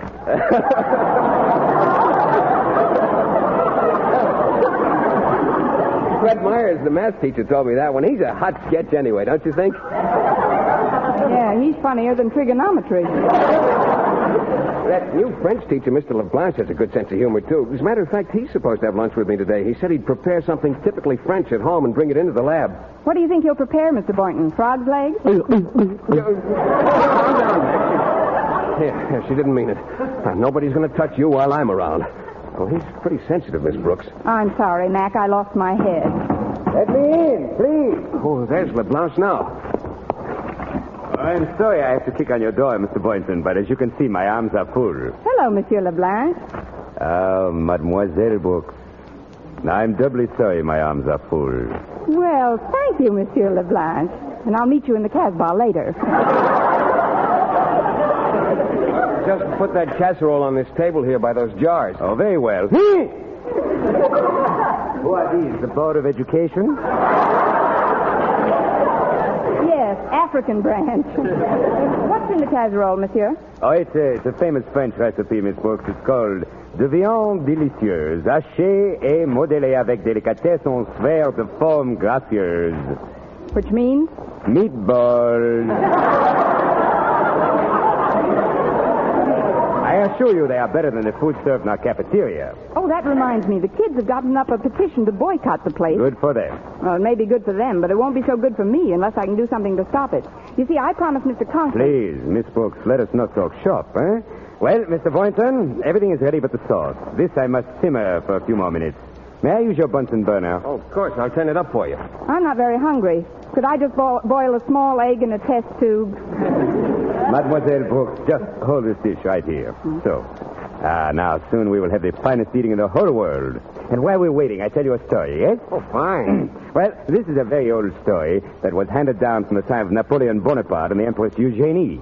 Please stop me if you've heard it, Miss Brooks. I doubt it. Eugenie and I weren't very chummy. Yes. Well, once upon a time, there was an emissary from the court of England. But he was not an emissary. He was a spy. And he had a message to another spy tucked beneath his belt. A message in code, of course. Go on. Well, when this spy got to Paris, he was apprehended by the Sûreté, the police. And so he took the message from beneath his belt and thought to swallow it. But he could not. Pourquoi? Why? Because it went against his stomach. I don't get it. Wait, you say he had the message tucked underneath? Never mind, Mr. Boynton. He can explain it later. Could I stop holding this dish over the Bunsen burner now? My nails are melting. Oh, but of course. Here, let me smell it. Oh, delicious. Yes, it just needs one thing. Let me see. Mr. Boynton. Yes? Do you think we could persuade Monsieur McDougal to stroll through the sauce? He's only kidding, Mac. Now, take it easy. That's a boy. There are some plates on that shelf over your head, Miss Brooks. Would you hand me a few of them, please? All right, Mr. Boynton, but I'm afraid I won't be able to join you right now. I'm too nervous about Mr. Conklin. If he caught us eating here instead of the cafeteria... Oh, will you please stop worrying about Mr. Conklin, Miss Brooks? I assure you the only reason he goes to the cafeteria is for appearance's sake. He's probably got a nice homemade lunch hidden in the safe in his office. In the safe? Oh, don't exaggerate, Mr. Boynton. Let's forget about Mr. Conklin and enjoy our lunch together, huh? Just the three of us, like the Three Musketeers. No, I make a toast. All for one and one for all. All for one and one for all. All for one and one for... Wait a minute. We're drinking formaldehyde.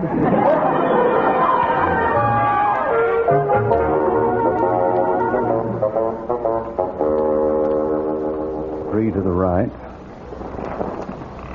4 to the left. Now 2 more to the right. There we are. Now for a nice chicken sandwich.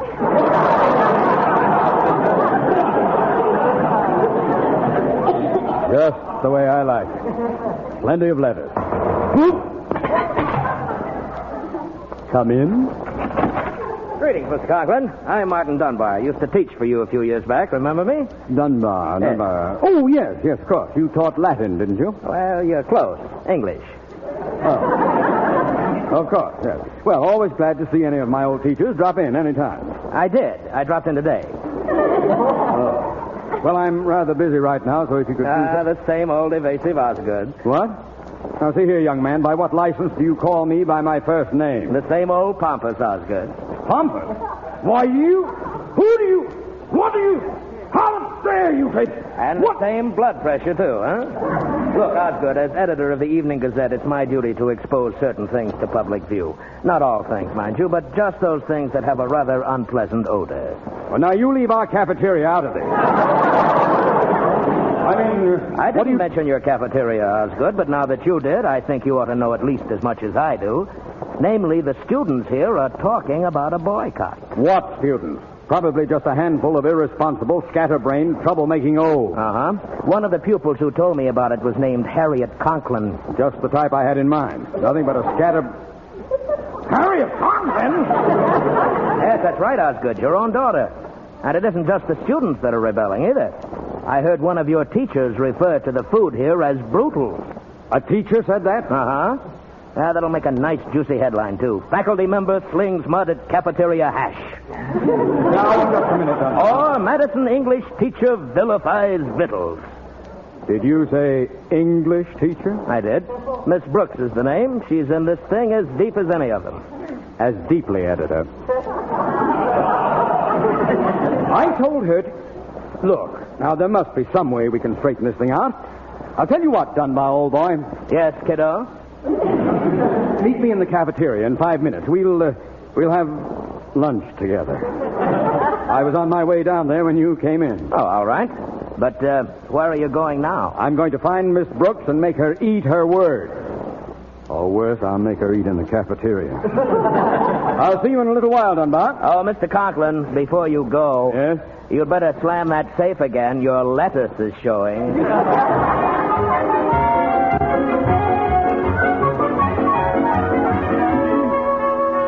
Voila, that is the end of the story.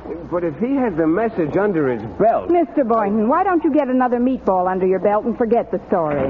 Aha! Just as I thought. Oh, hello, Mr. Conklin. Hello, Mr. Conklin. Hello, Monsieur Conklin. Don't hello me, you culprit. Qu'est-ce que c'est, culprit? Mr. Conklin will tell you in a minute. Miss Brooks, I entrusted you with a mission. A simple mission that a child could perform, and you failed me. Instead of bringing me news of this insurrection, you joined it. Oh, but Mr. Conklin, There's no time for apologies now. I want you to run down to the nearest good restaurant and buy the best lunch that you can and smuggle it into the cafeteria. What's that I smell? Oh, it's from this dish here. Say, that's a wonderful aroma. No, but of course. It's my own recipe. De viande délicieuse hachée à démodeler avec délicatesse. 11 verres de forme gracieuse. Meatballs, eh? Are they really good? Oh, yes, sir. They're wonderful. Well, that saves somebody a trip. Bring the whole plate up to the cafeteria immediately, Miss Brooks. Now, you are acquainted with Mr. Dunbar, I presume? Dunbar? Yes, we've met. Don't sound so innocent. According to him, you shot your mouth off like it was the 4th of July. I'll get that food into the cafeteria immediately. But Mr. Conklin... Immediately!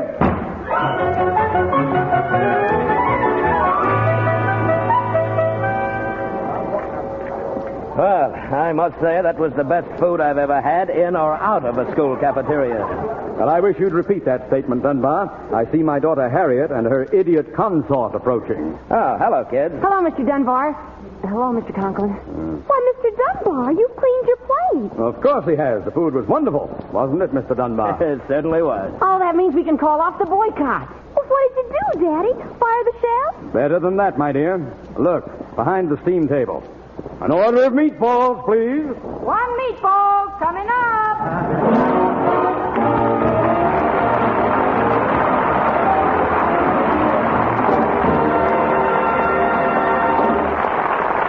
Returns in just a moment, but first, dream girl, beautiful luster cream girl. Tonight, show him how much lovelier your hair can look after a Luster Cream shampoo.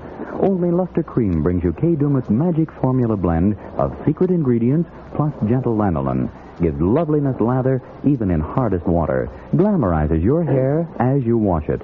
Luster Cream, not a soap, not a liquid, but a dainty cream shampoo.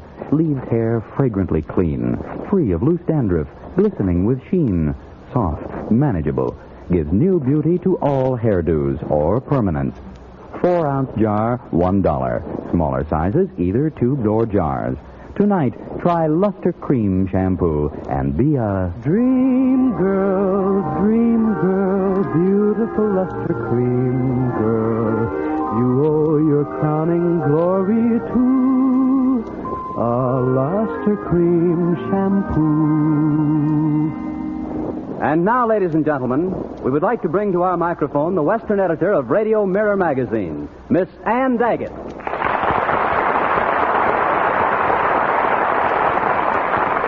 Thank you, Mr. Lamont. And as you know, the current issue of Radio Mirror magazine is now announcing the results of its annual awards based on a poll of radio listeners all over the country. It is my pleasant duty to present this scroll on behalf of those listeners who have elected as radio's top-ranking comedian, Miss Eve Arden.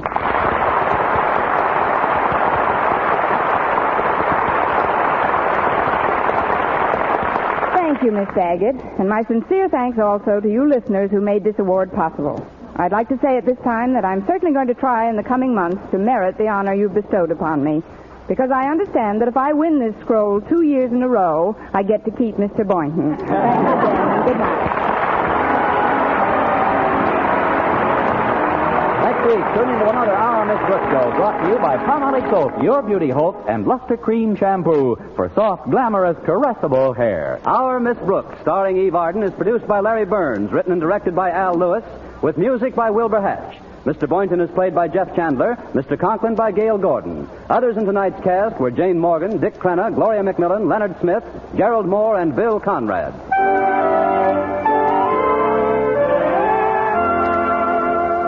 Men, do you shave with a lather or brushless shave cream? Palmolive shaving cream comes both ways, and whichever way you prefer to shave, you'll find that using either Palmolive brushless or Palmolive lather shaving cream can bring you more comfortable, actually smoother shaves. Here's the proof. 2,548 men tried the new Palmolive way to shave described on the tube. And no matter how they had shaved before, 3 out of every 4 got more comfortable, actually smoother shaves. Get Palmolive brushless or Palmolive lather shaving cream today. For mystery liberally sprinkled with laughs, listen to Mr. and Mrs. North, the exciting, fun-packed adventures of an amateur detective and his beautiful wife. Tune in Tuesday evenings over most of these same stations. And be with us again next week at this time for another comedy episode of Our Miss Brooks. Bob Lamont speaking. This is CBS, the Columbia Broadcasting System.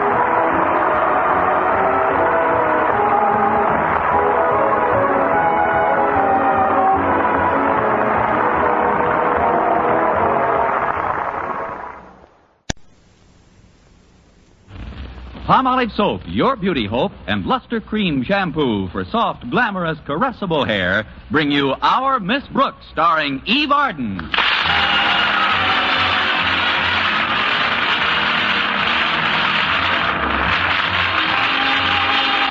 Our Miss Brooks teaches English at Madison High School. And like most other teachers, she tries to stay on the best of terms with her principal, Mr. Osgood Conklin. This isn't always easy. You see, Mr. Conklin has high blood pressure, and it's wise to take him with a grain of salt. Of course, it's wiser not to take him at all. Anyway, on Thursday, he gave me a little honorary assignment to take care of on my own time, which consisted of a report he had to submit to the school board. I was to rephrase, punctuate, and proofread the 25 pages by morning. And sure enough, I got it all done by morning.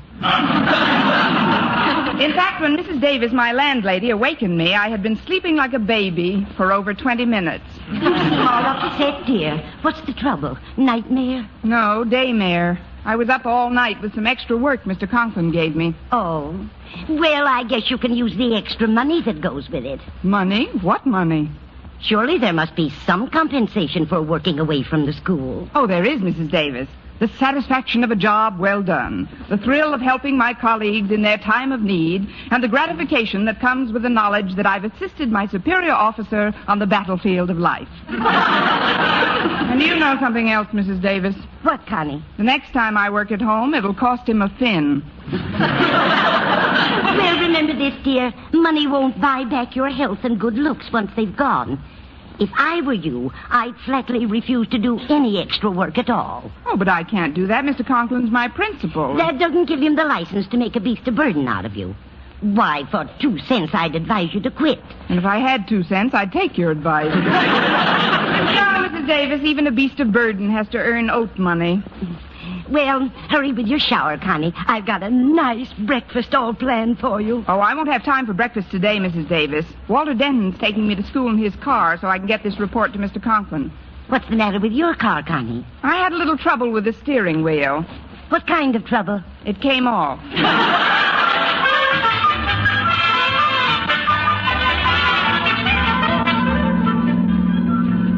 It's nice of you to give me this lift today, Walter. And I'd like to compliment you on your promptness, too. You were right on time. Oh, punctuality's a mania with me, Miss Brooks.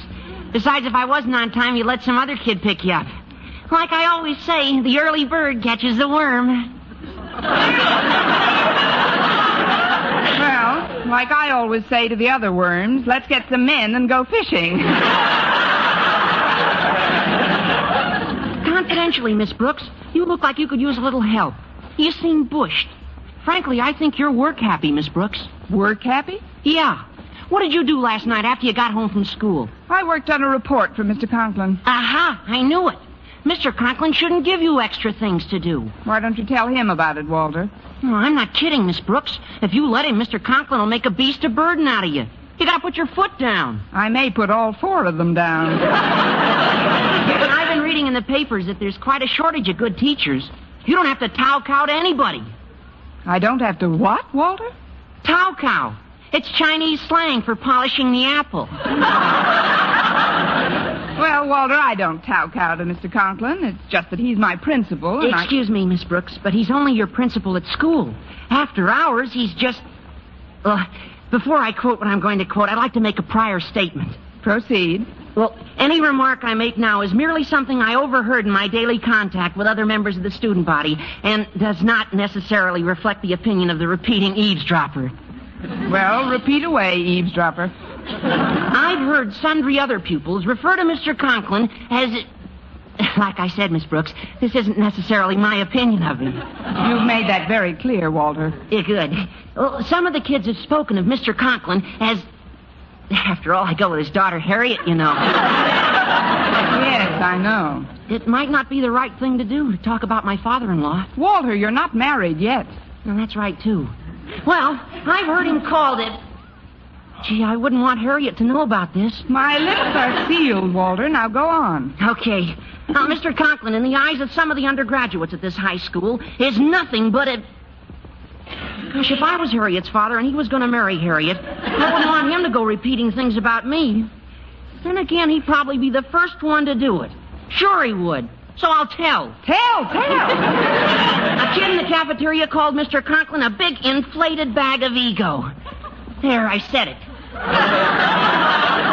that boy a new Nash and a pair of pajamas to drive it in. You won't ever mention my mentioning this, will you, Miss Brooks? Oh, of course not, Walter. I wouldn't even want anyone to hear me thinking it. Mr. Conklin may be rather a disciplinarian, but he does have quite a job on his hands, too. Running a high school these days is difficult work. Now, just between you and me, Walter. Yes? How would you go about deflating a big bag of ego? Well, the first thing I'd do is not let him think I was afraid of my job. I'd walk in with whatever work I'd done for him last night, throw it on his desk, and say, "There you are. That's the last work I do outside of my regular school duties. Take it or leave it, Buster." Well, that sounds like sterling advice, Walter, but there's just one more thing I'd like to ask you. What's that, Miss Brooks? If Buster decides to leave it... Yeah? Where's the nearest local of the Beasts of Burden Union?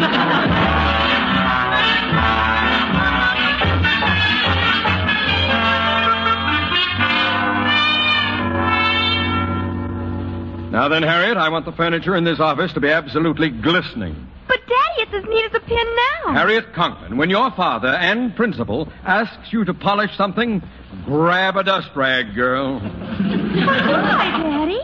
Because Mr. Jason Brill, the principal of Clay City High School, is paying me a visit.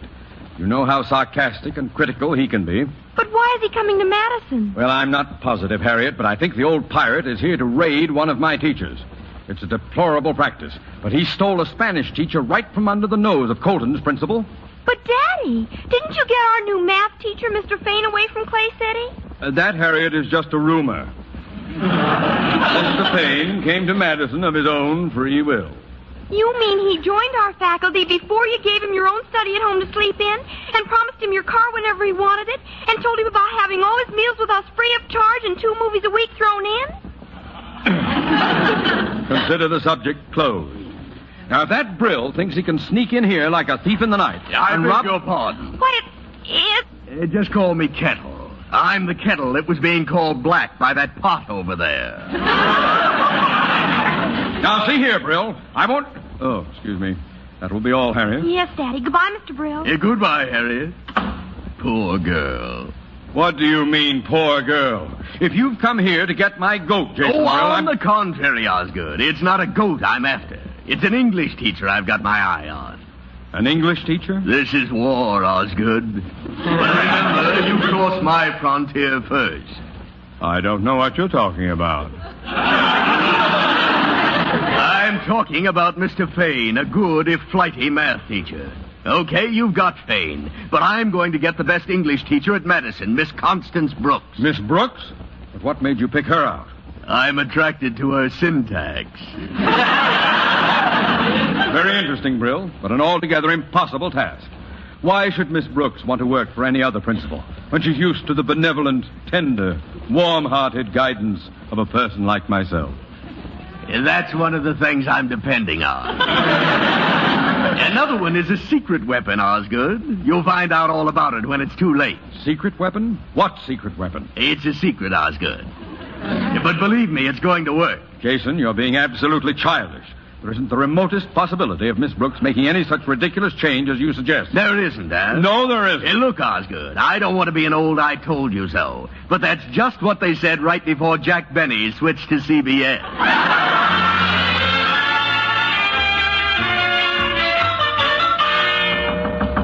Come in. There you are, Mr. Conklin. That's the last work I do outside of my regular duties. Miss Brooks. That's it. Take it or leave it, Buster. They've gotten to her. Come here, Miss Brooks. Sit down by my desk, if you please. What? Oh, but I've got a class soon, Mr. Conklin. That can wait. You've been working too hard lately, Miss Brooks. I have? That is, sure I have. I don't like it, you hear? I don't like it one bit. You don't? We here at Madison don't want our teachers to overwork. After all, you're an educator, a person of intellect and perception, not a beast of burden? Exactly. Look about you, Miss Brooks. The walls of this office. That picture hanging there of Madison's first principal, Yoda Critch. He certainly was. There's more to a school than the people in it. There's tradition. A tradition of loyalty and industry, good fellowship and cooperation, but mostly loyalty. Why, when I think of our school song, it brings a lump to my throat. Oh, Madison, thou Madison, I love the air, thou... Madison? Thou Madison. Miss Brooks, come with me to the window. These hallowed walls, this lovely ivy-covered exterior. Do you know the significance of this venerable and beloved ivy, Miss Brooks? Why, no, I don't, Mr. Conklin. Here, I'll raise the window. Here, let me help you.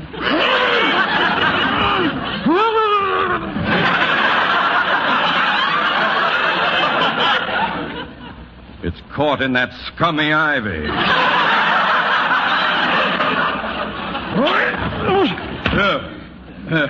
There we are. Now look, Miss Brooks. Look at this beautiful campus. As far as the eye can see, green grass. Now, there's one thing I want you to do before you do anything else. No. What? No, I won't do it. Won't do what? I absolutely refuse to mow that lawn.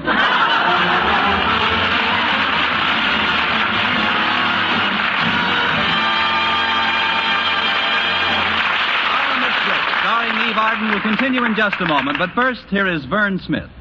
The makers of Palmolive soap are giving away $100,000 in prizes. First prize, $49,000, plus over 4,900 other cash prizes in the Big 49 Gold Rush contest. Hundreds will strike it rich in this exciting Gold Rush contest. One of them may be you. It's easy to enter. Just finish this sentence in 25 additional words or less. I like Palmolive soap because. That's all. Just 25 words or less to finish the sentence, I like Palmolive soap because. Then mail your entry right away along with a Palmolive soap wrapper. Try for your share of that $100,000 in prizes right now. Your chance of winning $49,000 is as good as anyone's. Get entry blank with complete rules from your dealer or write your completed sentence on plain paper. Include your name and address and dealer's name and address. Mail with one Palmolive soap wrapper for each entry to Gold Rush Contest, Box 49, New York 8, New York. You better write that down. Gold Rush Contest, Box 49, New York 8, New York. Enter as often as you like, including one wrapper with each entry. But hurry, the contest closes a week from next Saturday. Mail your entry right away. Get Palmolive soap right away to help win a lovelier complexion. And try for your share of the $100,000 in cash prizes.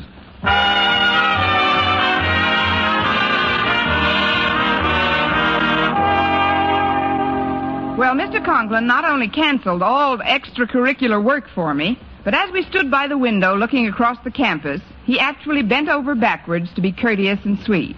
Of course, he didn't bend over quite far enough. But it was a surprise to see him acting so human. Although I couldn't understand the reason for this unaccustomed solicitude, I didn't let it spoil my appetite. When lunch period arrived, I was in the school cafeteria with our bashful biologist, Mr. Philip Boynton. Here we are. You sit right down, Miss Brooks. Oh, thanks. Have you got everything? Modesty forbids a direct answer. Oh, you mean on my tray? Yes, I'm all set, Mr. Boynton. Oh, good. How do you like what they're serving in the cafeteria these days, Miss Brooks? Well, it'll never replace food, but it's improving. It isn't what you eat in a place that's important anyway. It's with whom. What's with whom? With whom you eat with. Whom. Or as I once heard another English teacher say, what's with you? Oh, you're teasing me again, Miss Brooks, but I'm getting kind of used to it. I catch on much faster now than I used to, don't you think? Oh, yes, you're really gone, Mr. Boynton. Not till I finish my meatballs. That's another one of those colloquial expressions, isn't it? Gone. I wonder what the derivation actually is. How a simple expression like the past tense of go could assume the connotation with which it's currently associated seems totally incomprehensible at first glance. Eat your meatballs, Mr. Boynton, before they get warm again. Oh, excuse me, Miss Brooks, Mr. Boynton. Well, it's Harriet Conklin. Hello, Harriet. Daddy wants to see you in his office right away, Mr. Boynton, if you don't mind. And if he does mind? Oh, please, Miss Brooks. Mr. Conklin wouldn't summon me during my lunch period unless it was something important. I think it is. Daddy sounded very urgent. Maybe some of that ivy crawled into his office. You haven't forgotten our date this afternoon, Mr. Boynton. Oh, no. I'll call for you after school and take you to the zoo. See you at 3, Miss Brooks. All right, Mr. Boynton. Mr. Boynton isn't always as romantic as you'd like him to be, is he, Miss Brooks? No, Harriet, not always. Or ever, for that matter. Well, maybe it's just as well. You know how Daddy feels about faculty members fraternizing. Not that I think Daddy's right. Sometimes Daddy can be pretty harsh. But then, if Daddy wasn't Daddy, what would he be? Mammy. I don't know, Harriet. I'm going up to the steam table and get some lunch, Miss Brooks. Can I bring you anything? No, thanks. Run along, Harriet. Okay, Miss Brooks. Poor Miss Brooks. She chases after Mr. Boynton just like Walter Denton runs after me. Oh, I beg your pardon. Why, it's Mr. Brill. Oh, hello, Harriet. This is Mr. Hastings. Harvey, this is Osgood Conklin's daughter, Harriet. How do you do, my dear? It's always a pleasure to meet a member of Madison's undergraduate body, especially such a charming and lovely one as yourself. Why, thank you, Mr. Hastings. Golly. Mr. Hastings and I were just talking, Harriet. We'll excuse you if you want to get to the steam table. Huh? Oh, yes, Mr. Brill. Will I see you again, Mr. Hastings? No, I would consider that a very fortuitous circumstance indeed, Harriet. You would? Golly, I'll hurry with my tray and come back in a minute. You'd better not walk backwards, Harriet, or you'll...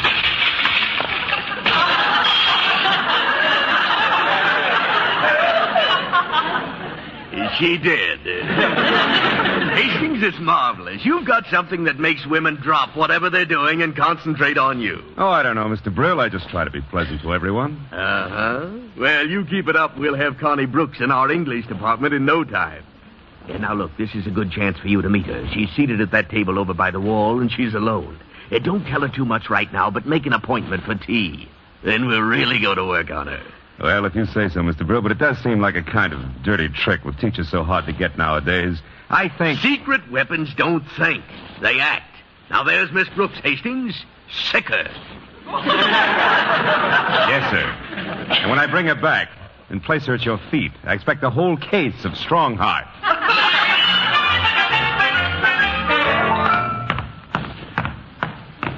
Oh, I beg your pardon, Miss Brooks, but may I introduce myself? What? Yes, I suppose. Well, I'm Constance Brooks. Yes, I know. My name is Hastings, Harvey Hastings. Are these chairs occupied? Just the one I'm sitting in. Help yourself, please. Thank you. I'm not going to be in town very long, Miss Brooks, and I'll have to move rapidly, so may I take you home after school? That's a little too rapidly. Just who are you, Mr. Hastings? Well, I'm a sort of a friend of Mr. Conklin's. He has? I dropped over today with Mr. Brill. Oh, the principal of Clay City High. What are you doing here, slumming? That must be the famous Brooks wit I've heard so much about. You can stop now. I have. Seriously, Miss Brooks, I think that your undergraduate body is wonderful. Mr. Hastings. No, the kids. Oh, the kids. Great bunch. Your faculty's nice, too. Yes, I still have them all. Oh, the teachers. Miss Brooks, there's one thing I just can't understand. How does a youthful, intelligent, lovely-looking person like yourself happen to be lunching alone? I beg your pardon? Didn't you hear what I said, Miss Brooks? You lost me after youthful. Really, I just can't figure it out. All by yourself in this big cafeteria. Oh, a thing like this could never happen at Clay City. Oh, thank you, Mr. Hastings. Miss Brooks, I'm writing a book on the teaching of English in our high schools, and I'd certainly like to include an interview with Madison's outstanding authority on the subject. Oh, an interview. Well, I did have a date this afternoon, but... Shall we say tea for two at 4? Well, I guess so, but there's something I can't help thinking. Oh, what's that, Miss Brooks? Tea for 2 at 4 will mean zoo for 1 at 3.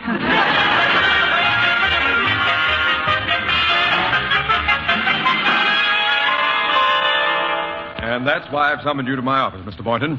Jason Brill and his secret weapon must be stopped. You've got to make Miss Brooks stay on at Madison. But why me, Mr. Conklin? You know how timid I am. Well, you've got to get over it, boy. You like Miss Brooks, don't you? Oh, yes, sir, but what about your stand on fraternization? I've reversed it as of now. Look, Boynton, all you have to do is act the way you really feel. Or better yet, the way you've seen other people act. What do you mean, Mr. Conklin? Well, you've seen leading men on the screen, haven't you? Humphrey Bogart in Knock on Any Door, Errol Flynn in Don Juan. No, sir, I haven't seen those. Oh, well, what's the last movie you did see? The last movie I saw was called, I believe it was called Aerosmith. I don't go to movies much, Mr. Conklin. You see, I'm more of a radio fan. I listen to those mystery programs a lot. Mystery programs, eh? Well, that's just as good. According to my wife and daughter, those private detective fellows are as attractive as any of the movie stars. Now, why don't you act like one of them when Miss Brooks comes around? Me? Act like a private eye? Certainly. From what I hear, most of them merely sit behind a desk until some beautiful girl comes in. Then they open the drawer, take a big drink, and then they say, "Come on, babe, we're going on a caper." Whatever that is. Well, I won't take no for an answer, Boynton. You've got to do it. Well, Mr. Conklin... It's for Madison, boy. Tell me that you'll try, Boynton. That's all I ask. All right, Mr. Conklin. I'll try.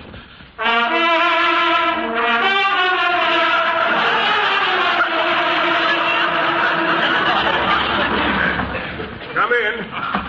Oh, it's me, Mr. Boynton. I'm glad I caught you before you left school for the day. I won't be able to go to the zoo with you this afternoon. Mr. Boynton, did you hear what I said? What are you doing at that desk?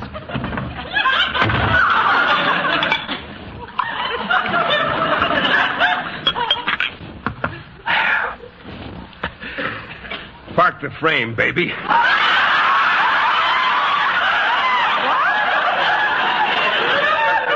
it. Right there. Now, what's the caper, sweetheart? The caper? Now, look, I know the opposition's trying to put the heist on certain persons, but we've got a few angles, too. Angles? They can't get away with it, see? Now, we've got them covered like a bubble dancer in Boston, see? And that comes right from Mr. Big, see? Thank you, Edward G. Robinson. You've got to stay here, Miss Brooks. You can't leave Madison. I don't know what their secret weapon is, but... Just a minute. Who are we now, Buck Rogers? No, it's me, Mr. Boynton. That was just distilled water I drank. Distilled water? I don't know what Mr. Brill's planning, but don't you... Then perhaps I'd better explain it myself. You'll excuse us, I know. The door was open. I believe you've met Mr. Hastings, Miss Brooks. Oh, yes, I have. This is Mr. Boynton, Mr. Hastings. How do you do?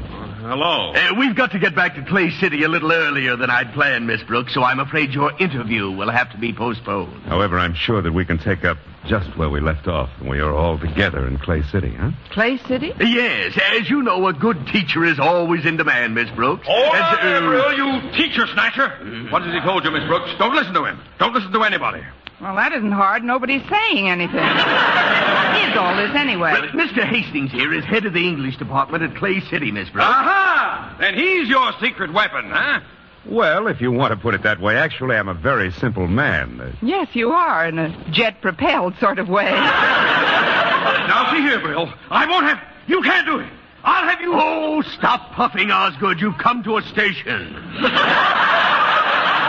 What do you say, Miss Brooks? Would you like to transfer to Clay City? Transfer? Well, come to think of it, I have been overworking lately. I might consider a transfer at that. Oh, you can't, Miss Brooks. Oh, why can't she? Have you got some extra chores she can do without pay? How about it, Mr. Conklin? Any more extra work? No, Miss Brooks, none at all. It's very pleasant at Clay City, Miss Brooks. Say you'll come. Say you won't. Which is it, Miss Brooks? Well, it's quite a problem. But now I'd like to ask a question, Mr. Brill. If I were a biology teacher, would you want me to come to Clay City? A biology teacher? Well, frankly, no. There's no opening for a biology teacher. That's all I wanted to know. Good day, gentlemen. I'm remaining at Madison. Well, we tried. Come on, Hastings. Goodbye, Miss Brooks. Ah, good for you, Miss Brooks. Old Madison, the Madison. As old as Thomas Addison. Oh, hallowed halls. Oh, basketball. How short the day. How short the pay.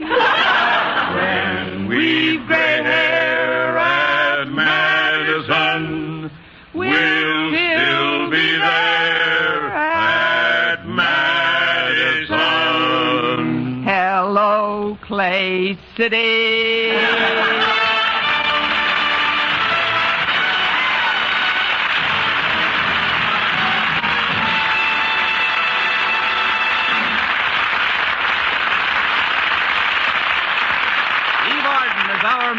Brooks returns in just a moment, but first...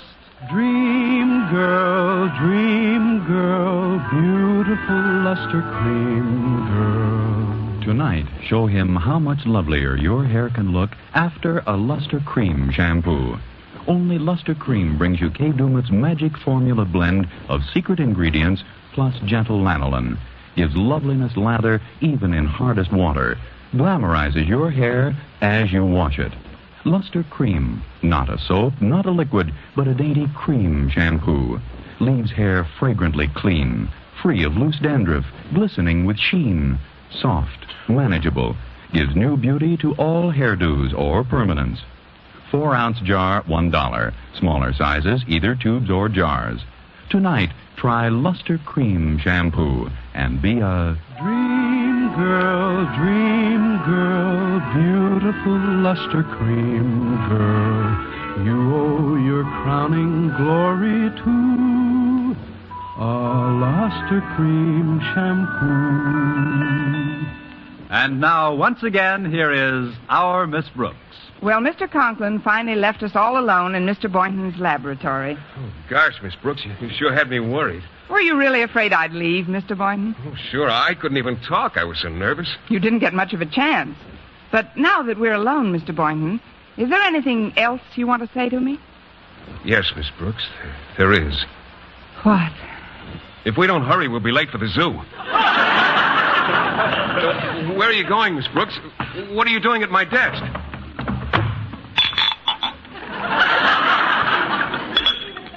Park the frame, baby. You're in for the caper of your life.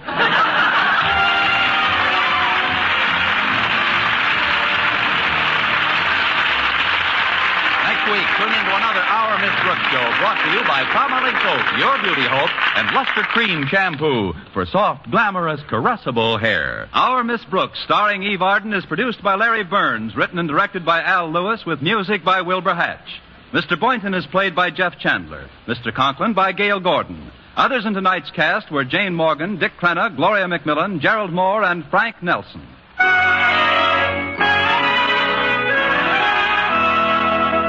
Men, do you shave with a lather or brushless shave cream? Palmolive shaving cream comes both ways, and whichever way you prefer to shave, you'll find that using either Palmolive brushless or Palmolive lather shaving cream can bring you more comfortable, actually smoother shaves. Here's the proof. 2,548 men tried the new Palmolive way to shave described on the tube. And no matter how they had shaved before, 3 out of every 4 got more comfortable, actually smoother shaves. Get Palmolive brushless or Palmolive lather shaving cream today. For mystery liberally sprinkled with laughs, listen to Mr. and Mrs. North, the exciting, fun-packed adventures of an amateur detective and his beautiful wife. Tune in Tuesday evenings over most of these same stations. And be with us again next week at this same time for another comedy episode of Our Miss Brooks. Bob Lamont speaking. Stay tuned now for Life with Luigi, which follows immediately over most of these same stations. This is CBS, where 99 million people gather every week. The Columbia Broadcasting System.